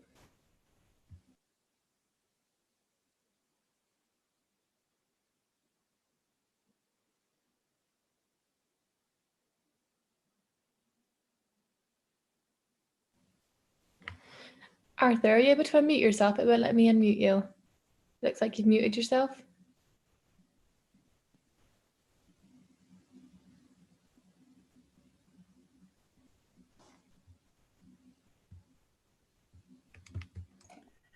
Chair, well, whilst we're waiting for Mr. Musgrave to come on, can I just ask another question of the applicant regarding the maximum number of covers you're looking to have outside, because you said that people would be seated at tables. So you've mentioned limited numbers, but are you able to give the committee an indication of how many tables and chairs would be outside?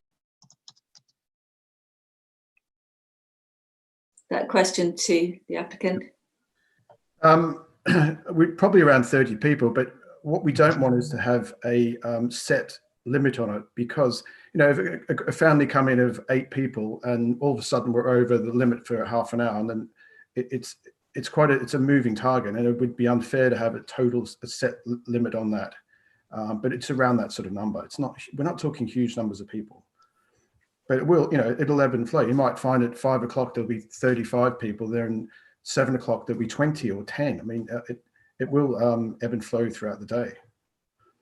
Okay. And just on the reason for the whole space there, that, you know, if we have to put in the social distancing issues, you know, we'll need that whole space to space people out. I mean, 30 people over that whole space, it's not a very big space, and you know, we may have to have people right up against the Ashley Road side, so we can create that space. I think it's really important to leave it as it is for now, and you know, it already is licensed as well. Thank you. Arthur Musgrave, if you'd like to make a representation. Hi.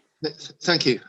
Sorry, the last 20 minutes or so I've been on and off in connection with you, so I'm slightly bemused at what I might have missed, but I do appreciate being able to have an opportunity to attend. It's really utterly fascinating to look at the way in which this technology operates in relation to this sort of process. Okay, many of the points that I wanted to raise have been raised by other people, and you know, the live music one. There's obviously an issue of noise. Drinking is a strange thing. When people are drinking for hours at a time, it can actually become quite oppressive when they have loud conversations that go on and on and on, and you're sitting a few yards away, and it's disturbing your afternoon or your day. I think that's a point that needs to be made. Quiet drinking is one thing when you're eating. When a group of people get together and they've been celebrating something, it's a different matter. So the 2 points that I made in the original written application I put in, I think I still want to reiterate, because I've been listening to this from one end of the thing, which is to do with the law and the regulations and whatever. I'm looking at it from the point of view of the experience of being at the receiving end as a local resident.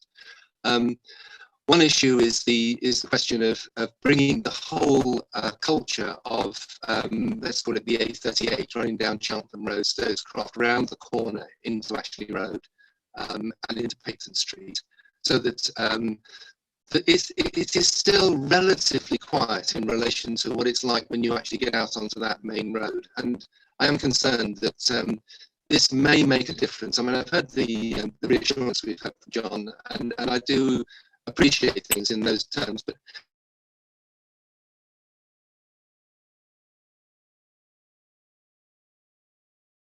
we've lost him a second. Taylor, can we take his video out? Yeah, I was going to, but I didn't want to stop him mid-conversation and do it. Right.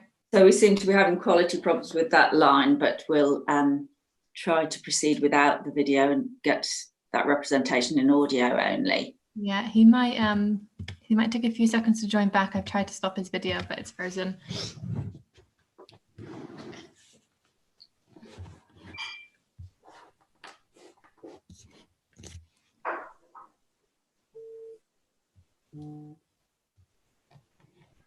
He's dropped out. He's gone completely. So I suggest we continue with the representation from the next relevant person on my list, which is Tony Mason, and then return to Mr. Musgrave when we can. So can I invite Tony Mason to make his representation? Oh, Chair, I think Mr. Musgrove's back. Sorry? Mr. Musgrave is back. Mr. Mr. Musgrave is back. Oh, great. I'm going to turn off your video. Hopefully the quality will be a bit better. Okay. Yeah, just the video for now. You've turned my video off for me. Okay, fine. That's great. We can hear you much better now. Oh, okay, great. I suppose what I was trying to say was something about the nature of the regulatory framework not being adequate for dealing with the real life problems sometimes that people experience in local areas.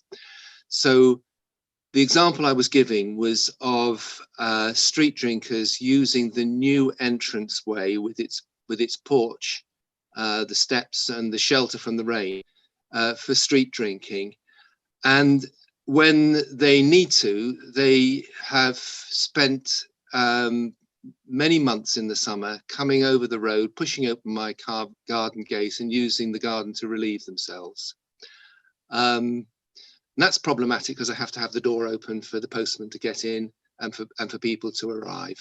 I am in the process of spending a lot of money in building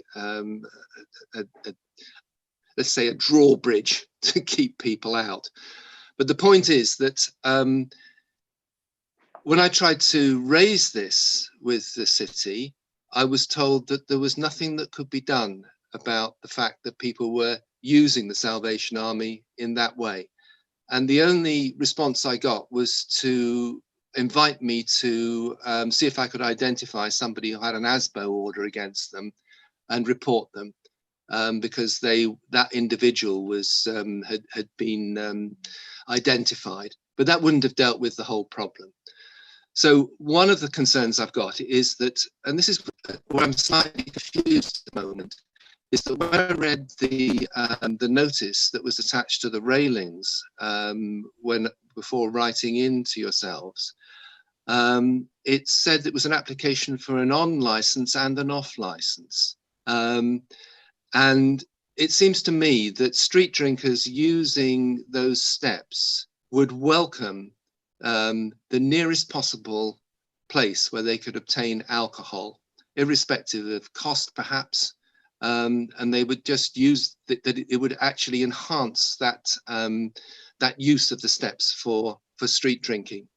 Now, is it an off license as well as an on license? Some of the things that have been said to me suggest that an off license, that people would not be able to carry out alcohol. But that's what I thought I'd read on the original application. So it's issues of that kind which can't necessarily be resolved by this kind of process that I'm concerned about, and that what might be a very reasonable exposition of what the intentions are might well drift into something else, and then it's impossible for something that's once it's been established to be dealt with except by complaints and using having a lot of difficulty in representing the nature of what has gone wrong in the past in order to have a license withdrawn, which is much more difficult to do, I think, than when a license is originally granted. So anyway, those are my points. That's what I wanted to say. I'm sorry if I'm being. Thank you. Could I ask the applicant to address the question of on and off sales? We're happy to remove the requirement for off sales. So when the application was made, it was on and off sales, but that can be deleted from the application, and that will hopefully. That makes a big difference to me.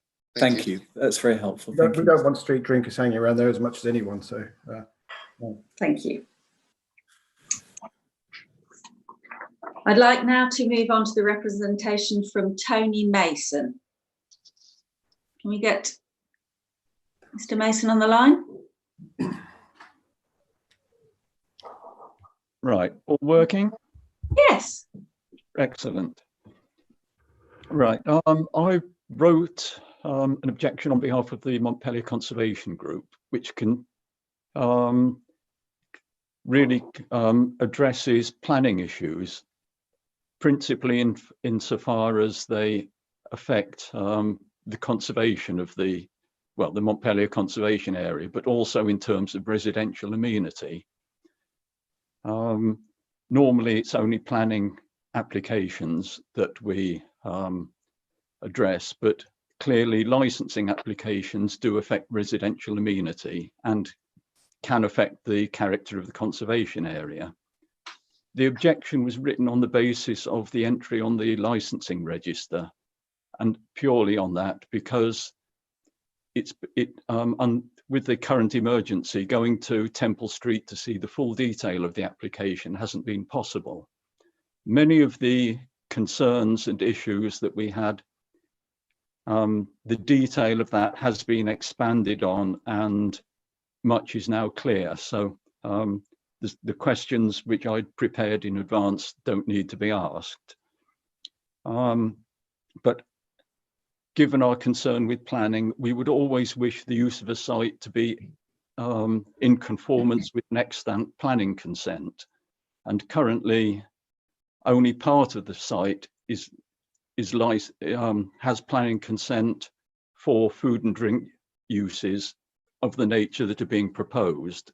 The shop that is in the planning consent but doesn't currently exist is for a different use class in planning terms. And that actually already been explained by Mark Curtis. You've seen the plans, so you understand the difference in the site between what's consented in planning terms and what is proposed here. And we've looked at, I had questions as to whether this application would conform with the planning conditions, but I'm now very confused, because I had understood from John Dalton and Ewan McGregor that they would act within the planning conditions, which are for use of the outside area, deliveries and collection of refuse to cease at 8 o'clock in the evening.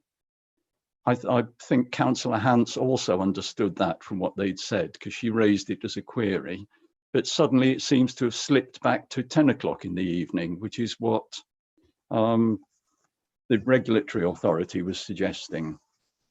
I think that should be, I would like them to clarify whether they intend that collections to be collections and deliveries to be completed by 8 o'clock in the evening, because I think that compliance with the planning conditions is paramount. I think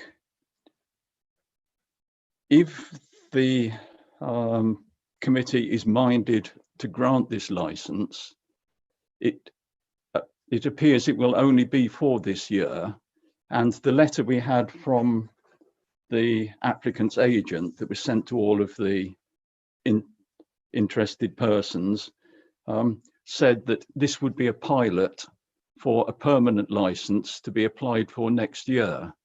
I think the current conditions with social distancing and probably reluctance of many people to actually go out to a place such as this mean that if anything takes place this year, it will not be a realistic test of how it would operate under normal circumstances. So I think if something is granted this year,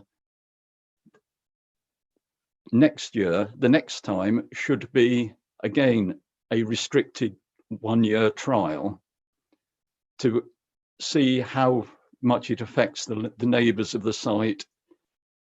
I don't think anything that happens this year will be a realistic test of that.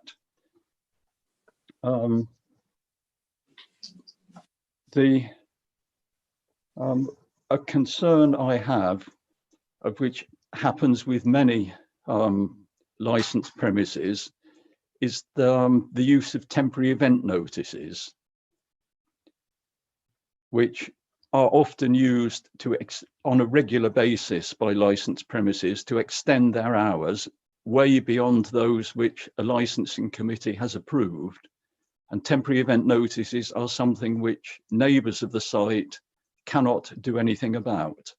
So I would like an undertaking from the applicant also that he would not be envisaging using temporary event notices for these premises. Returning to the planning issues, again, it's not necessarily relating to this particular application, but to the general background of the use which the applicant wishes to make of the site, that any permanent license for the site should be contingent on a planning consent being granted for the use as proposed, rather than this rather unsatisfactory situation where planning consent is for one arrangement of the site and the license is for a completely different arrangement. Thank you. Thank you, Mr. Mason. I think as regards what future applications may be made next year, whether that's a permanent or a time limited one, that isn't something that we can decide today, but I think it's a good point. I'm sure the applicant will be glad to consider that advice. On the issue of the planning constraints on refuse deliveries and use of the outside area, would the applicant just like to clarify that point, because we've had several timings? Yeah, I mean, what I've said is, and what I've offered is that all waste will go during the day back to the crofters' rights. We don't. I'm happy to agree to anything that anyone wants on that, because to us it makes sense to use the waste facilities we have inside the pub across the road. So member staff will come across, pick it up, and take it back, and vice versa. And that will be in a wheelie bin, which and any emptying of glass will be inside the premises as well. So you won't hear that horrible sound of someone tipping glass into a bin, which is terrible. So it'll be inside. So whatever else you guys want, I'm happy to agree with it, because it'll probably be like at 2 o'clock in the afternoon that when someone will take the waste back to the crofters' rights. That's what we're looking at. Thank you. And can I just say about on the TENS issue, I totally agree. This site is completely inappropriate to have TENS temporary events notice done there. You don't want something open to 1 o'clock in the morning on a residential street. But happily, if there's a way we can agree that we won't have TENS, I'll happily agree, because they're outrageous. They don't belong in that area. Thank you. I'm not sure that's something we can do, but we'll certainly look into it. Councillor Conley, sorry, very quickly, just so that we bottom this out once and for all. Into the conditions on planning, there's no, as I said right at the start, there's no attempt to try and sort of subvert what is on the planning permission. Deliveries under the planning permission are permitted between 8 in the morning and 8 at night, Monday to Saturday. And what Mr. Dalton has said is that the deliveries will be during a much more restrictive period of time than that. And we're not looking to go over and above that. And insofar as refuse is concerned, refuse can only be collected and tipping of empties between 8 in the morning and 8 at night. And we're not looking to go outside of that. And we're not looking to try and subvert the planning permission in relation to that at all. Thank you. And if you want to make that more restrictive, as Mr. Dalton has said, then you're perfectly entitled to put a condition on that on the licence. And there is also another condition about customers remaining on the premises, and that's only permitted between 8 in the morning and 11:30 at night. And what we have said is that the terminal hour will be 10 o'clock on a Thursday and 10:30 on a Friday and a Saturday. And the outside area? Be consistent with the planning permission. So to 8 p.m. Thank you. I think that is clear. So finally, I'd like to move to the representation from Dave Moon.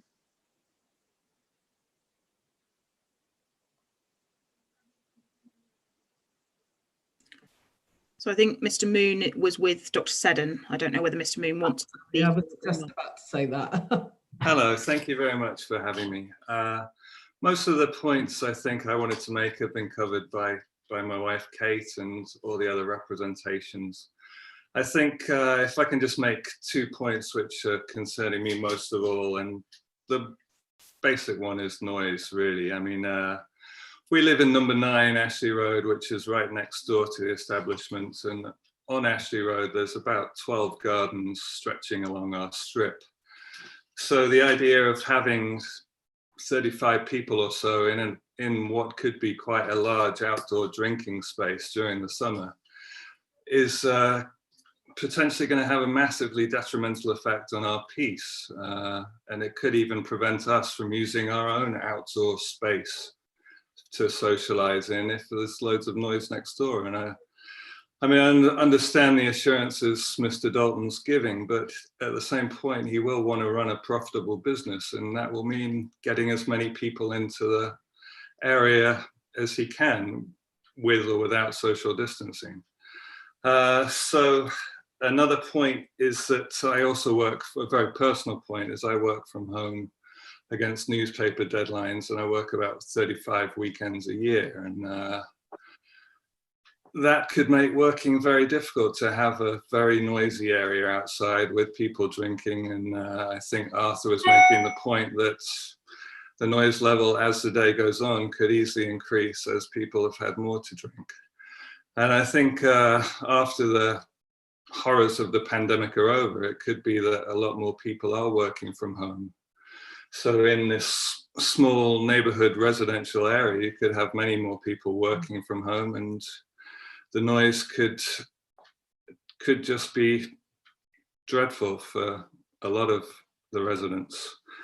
And also to compare, I think comparing the site of 7 Ashley Road to the Bristolian is probably not particularly fair, because the Bristolian during the summer, they might have maybe 6 to 8 people sitting outside in what is mostly a eating establishment, and compare that to up to 35 or more, given the flow of people more specifically drinking. It's going to be a totally different game.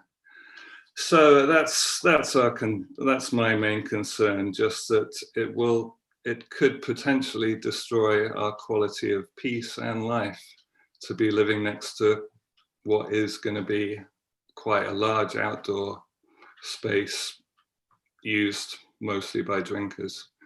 All the other points, Kate made most of the points that we've been talking about the other possibilities of public nuisance and everything. So that is basically my point, I think, with all my scribblings down here. Thank you, Mr. Green. Do you have any questions? I think most of the questions have been asked by different representatives. Thank you very much. Okay. Now, the applicant and his representative would like an opportunity to discuss with each other outside of this meeting before the summing up. So what I'm going to suggest is that we take a 5-minute adjournment now. Then we'll return. All the relevant persons who've made representations will have an opportunity to sum up, which I would suggest would just be a 1 sentence of the main point of your representation.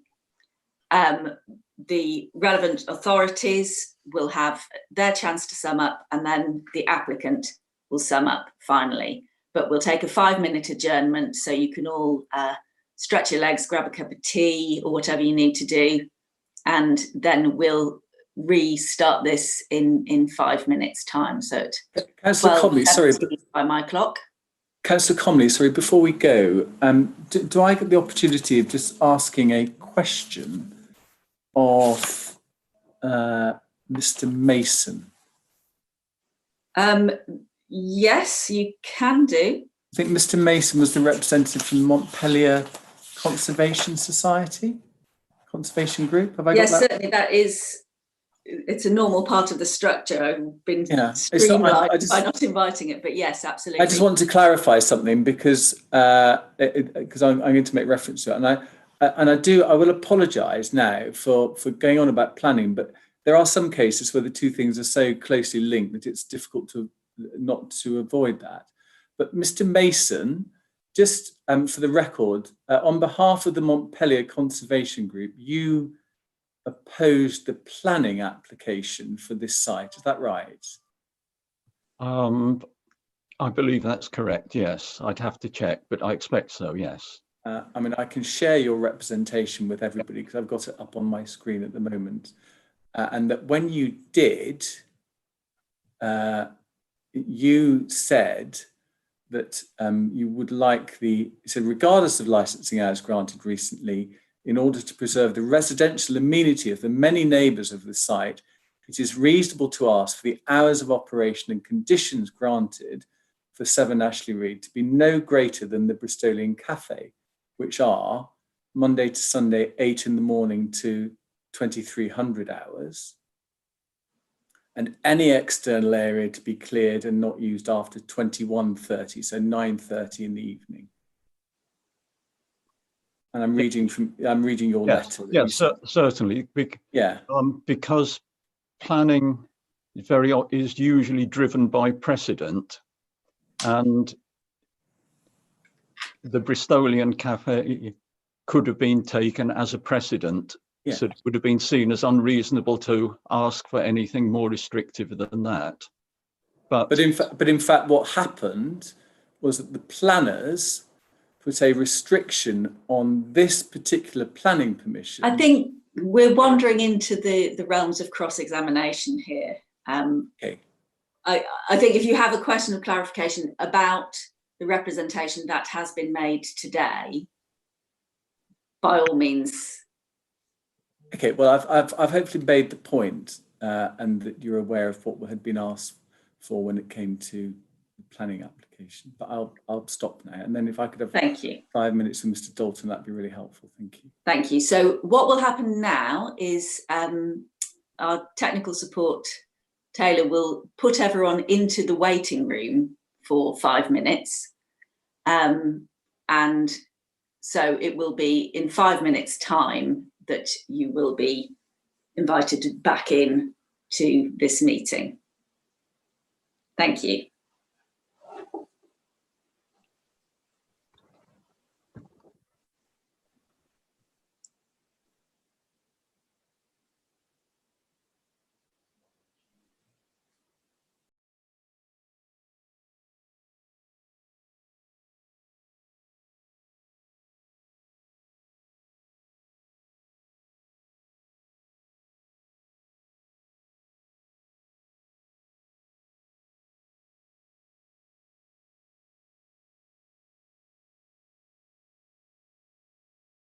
Odette, you still there?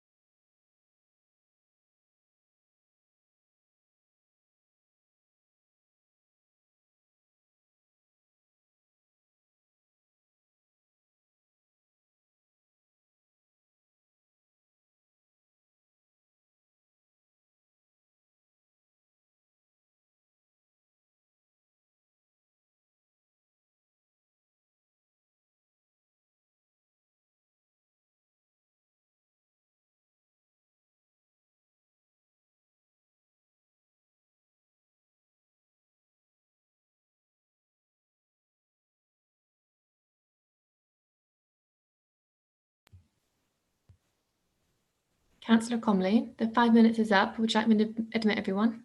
Yes, I'm ready. Are you ready, Councillor Hans? Abigail needs to join again. She's just off. Right, let's get Abby in. I admitted her. Did she drop out? Yeah, she dropped out. I was on the phone to her. I see. Sorry, chaps, I just got one to get myself another plug-in because my iPad's down to 25% now. Right, let's not have you disappearing off. You ready to start, Brenda? Yeah, I'm here. Okay, so we're still live streaming, I believe.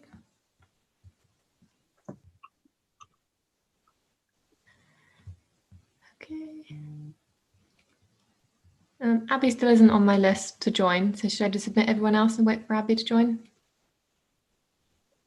Please, I think so. I think, yeah, we seem to have her, but not joined properly. Hi there, committee. Just to warn, just to give you a heads up, we are still broadcasting. Thank you.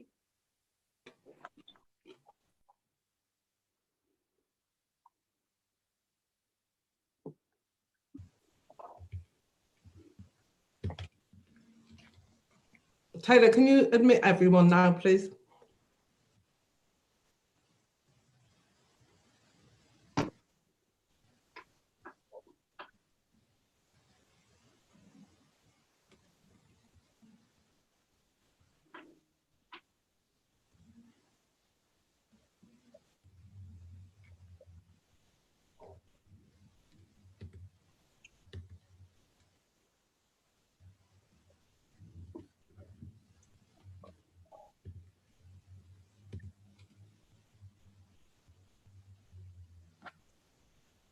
Okay, everyone has joined. Thank you, Taylor. Thank you, everyone. So we will now give all participants in this meeting their opportunity to sum up. And I will start by going through the relevant persons who have made representations. I'd like to start with Kate Seddon. Would you like to say anything in summing up? Sorry, yes, thank you very much again. Firstly, I just wanted to just say that I understand that Mr. Dalton must be going through a very difficult time at the moment with COVID-19 and the impact that this must have had on his businesses. And so I would just like to say that I do appreciate that that must be a great concern for him. And so a motivation to try and have a business that is able to provide income is completely understandable. The main point, however, would be that our main concern is the risk of the noise pollution and how that would, from the outside space and the impact that that would have on our ability to use our garden and to possibly detrimentally affect our quality of life and ability to work from home. I would like to just reiterate the point around the material difference of the size of the outside space. People, including Mr. Dalton's representation, talk about it being in keeping with planning, but the original planning permission was for a much smaller outside space, and that would materially have affected the number of covers, the number of people that could sit outside, and therefore the likely risk of the noise pollution happening. And then just to reiterate that comparisons with the Bristolian, although there are some similarities, and the Bristolian is a very positive place to have in the community, but their outside space is considerably smaller, and the vast majority of it is actually in a glass surrounded with a cover on the top, which again would considerably reduce the amount of noise pollution you would imagine coming from that space. So I just wanted to reiterate that, but thank you ever so much for the opportunity to talk today. Thank you. Thank you very much. Margaret Edwards.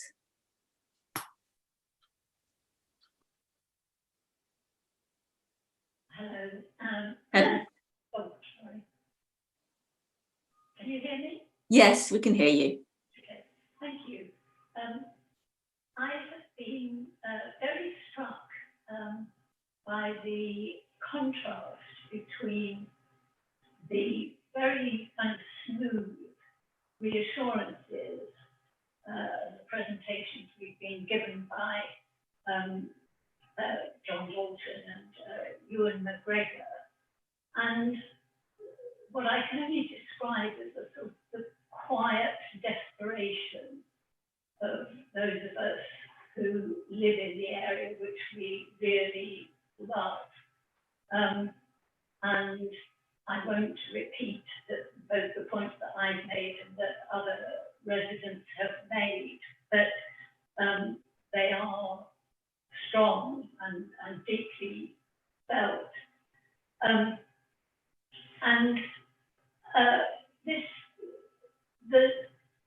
This thing is called a summer garden.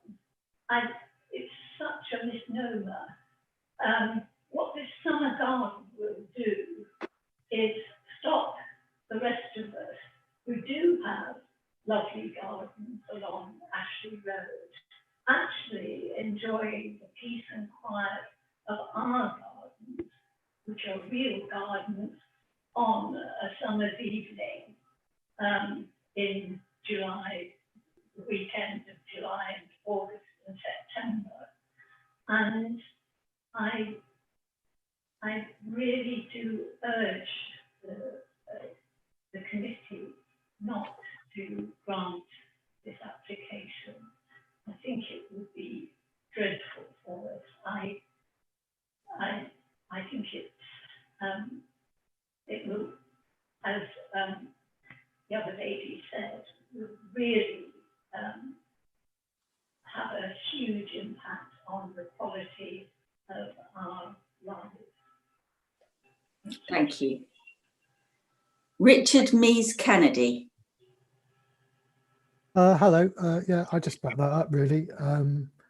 It is going to be really noisy for me. I work from home. I know how sound comes from the site because I've been here for years, and I don't think it's going to be, as was originally proposed in 2016, a couple of tables in a much smaller area similar to the Bristolian. It's more likely to be much larger groups of people drinking. In fact, I don't think they've even got any food prep on the site at the moment. So I don't know quite what he's intending there. But anyway, yeah, that's it really. Thank you. Arthur Musgrave. Hi, hello. I hope I don't get cut off again. Yes, what I actually appreciate the reassurance given as regards the off license. I still have a concern about the drinking culture of Stokescroft and Cheltenham Road being brought round the corner into Ashley Road and into Picton Street. And I too am somebody who works from home. That's all I need to say. Thank you. Thank you. And finally, Dave Moon. Tony Mason next. Oh, sorry. Oh, lost my place. Thank you. Tony Mason. Right. No, I would prefer the proposed use to be validated by a planning consent, but if the committee are minded to proceed anyway, I am happy for the restrictions under the current planning consent, which were agreed on the suggestion of Bristol City Council Pollution Control, to be applied. Thank you. Thank you. And now, Dave Moon.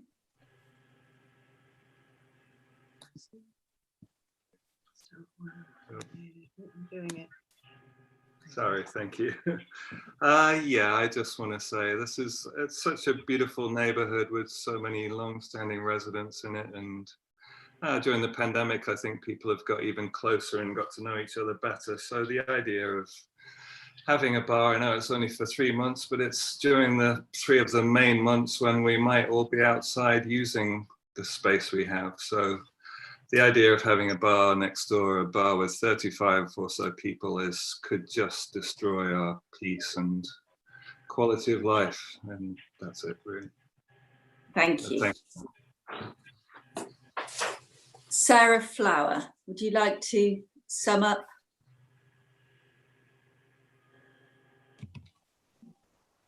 Thank you, Chair. Just to reiterate the conditions that we've requested in our representation, really nothing further to add. Thank you.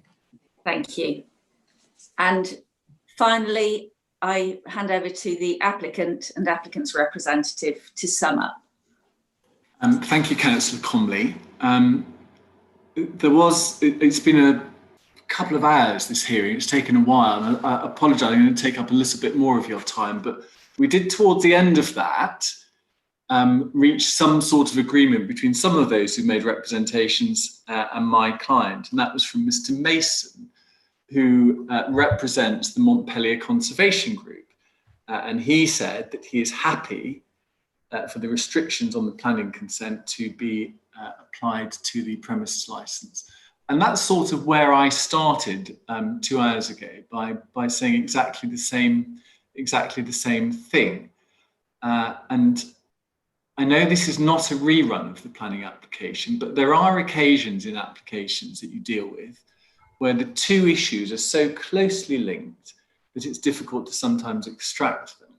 And so I'm going to focus in on what the real issue is here. I'm not going to talk about what I think may be fairly ancillary issues to this, about the prevention of crime and disorder, because there's no police representation, public safety, or the protection of children from harm. But just look at that whole issue of public nuisance, because that is in essence what you're being asked to consider. And what the Licensing Act calls the prevention of public nuisance, the planners call residential amenity, or the safeguarding of amenity of nearby residents, when they put in conditions on the planning permission. And again, the chronology is also important here, because yes, there is a license that was granted that has an absolute bar on the use of the outside area, but that was granted in December 2016. And then planning was granted. And planning was granted on the 5th of March 2018. And amongst others, the Montpellier Conservation Group made representations to that planning application. And the planners within the council saw fit to protect the amenity of the local residents by putting a number of conditions on the planning permission that restricted the use of this area. And I've been through the issues in relation to deliveries and refuse, and you can put as restrictive conditions as you like on that. But they also put in the restriction on the use of the outside area. And the Montpellier Conservation Group had suggested a time of 9:30, but the planners saw fit to put a condition that the outside area would not be used after 8 o'clock in the evening. And so what my client is happy for is for that restriction to be added to the licence. And it would be perverse if you were to put a more restrictive condition onto the licence, when we've already been through, or your authority has already been through those hoops once before and looked at exactly the same issue, albeit under a different guise, whether what you want to call it residential amenity or protecting or the prevention of public nuisance. It all amounts to the same thing. And so it would be appropriate for a condition that the outside area or the use of the outside area be in line with planning. And that would be the appropriate and sensible thing to do. And actually, legally, it would be the right thing for you to do as well. And anything more restrictive would be inappropriate and unnecessary. I'm not, and it is actually, it's also in line with what Sarah has suggested, Sarah Flower, your officer, when she has said that she would be happy to consider some relaxation of the outdoor consumption condition in line with the planning consent, and then goes on to say, and I have no problem with that it's a matter for you as a committee, but I agree with that, it's clearly a matter for you. But when it comes to issues of public nuisance, and you'll get this in paragraph 9.12 of the guidance to local authorities, it's the national guidance, Each responsible authority will be an expert in their respective field, and in some cases it's likely that a particular responsible authority will be the licensing authority's main source of advice in relation to a particular licensing objective. And so we agree with the environmental protection that the appropriate thing here to do is to mirror the planning conditions on the premises licence. There are a number of other issues that have been raised. Insofar as TENs are concerned, I'm not sure you can lawfully put a condition on a licence that there be no TENs, but Mr. Dalton was, if you get legal advice that you can, then we are happy with that. And Mr. Dalton was very quick to say, TENs in this area have no part to play. And so previous TENs may have been applied for by the previous tenant. Those were inappropriate and probably abused, and almost certainly in breach of the planning permission. And for that, Mr. Dalton, who took on a tenant in good faith, can only apologise. In terms of music, live music, again, Mr. Dalton was very quick to say there is no intention to provide live music, either inside or outside these premises. And if you want to put a condition that there be no speakers on the outside of the premises, then he's happy to do that. Mr. Dalton provides a very good live music venue across the road. And so why would he want to be providing live music here at these premises? So there is no intention to provide live music here. Mr. Dalton is an experienced operator, not only in this city, but also in London. And you have heard that he has operated premises that have external areas in busy train stations that have their own challenges, and also external areas in areas where there are local residents. And again, those have operated without any issue. And he remains confident that these premises can operate for the short period of time that they want to operate, not only in line with planning, but also in line with the licensing objectives. And he is open and receptive to any comments that any local residents may have. And I'm sure we'll work with any local residents that wish to work with him in the run up to the reopening of the premises, and also indeed when they do open, because what he doesn't want, it's been a long time since licensed premises have been able to open, and I appreciate Kate Seddon's kind words around that, is that having had this break, what he doesn't want to do is find himself in a problem where he's fighting the planners or the licensing authorities on either enforcement actions or reviews on his license, and so remains keen to work with both aspects or both parts of the council. It's a busy area. Be under no illusion that this part of the city is, I think I described it as vibrant. It is a busy part of the city, and what Mr. Dalton is doing is investing a significant sum of his own money to redevelop a site that has for many years been used by squatters. It's been used inappropriately, generating noise, smells, broken glass, and everything that you've heard from the local residents. Those will go when Mr. Dalton is able to open up these premises. I think that this is a time where aspects of the hospitality sector need support to enable them to provide decent, good facilities, which is what Mr. Dalton does, and not only in this city and in other parts of the country. And I would invite you, therefore, to grant this licence, bearing in mind that it is for a very limited period of time. It is going to be at the most 3 months, and probably less if the lockdown is delayed. It is only for 3 days a week.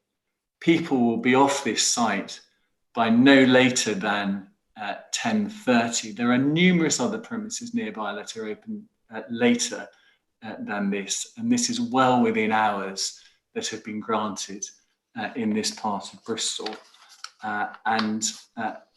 He is confident, given his experience elsewhere, that he can operate these premises within the confines of both the Licensing Act and any planning permission that's been granted. So that's all I have to say. Thank you. Thank you. Thank you, everyone. We will now go into closed session to make our deliberations. We will return to to announce our decision. It won't be any earlier than 2 p.m. So if you want to go off and get yourself some lunch and have a break, that will be the earliest that the meeting will start for the decision. So this meeting will close. We'll meet virtually in another meeting to deliberate. You should all have received an invitation to a second decision meeting, and that is the Zoom that you should join us on to receive the decision. So thank you all very much, and I will see you later for the decision. Thank you. Thank you, Chair. Meeting's concluded now, Tom. Thank you. Okay, so get out of this one, go back into decision making, yeah? Okay.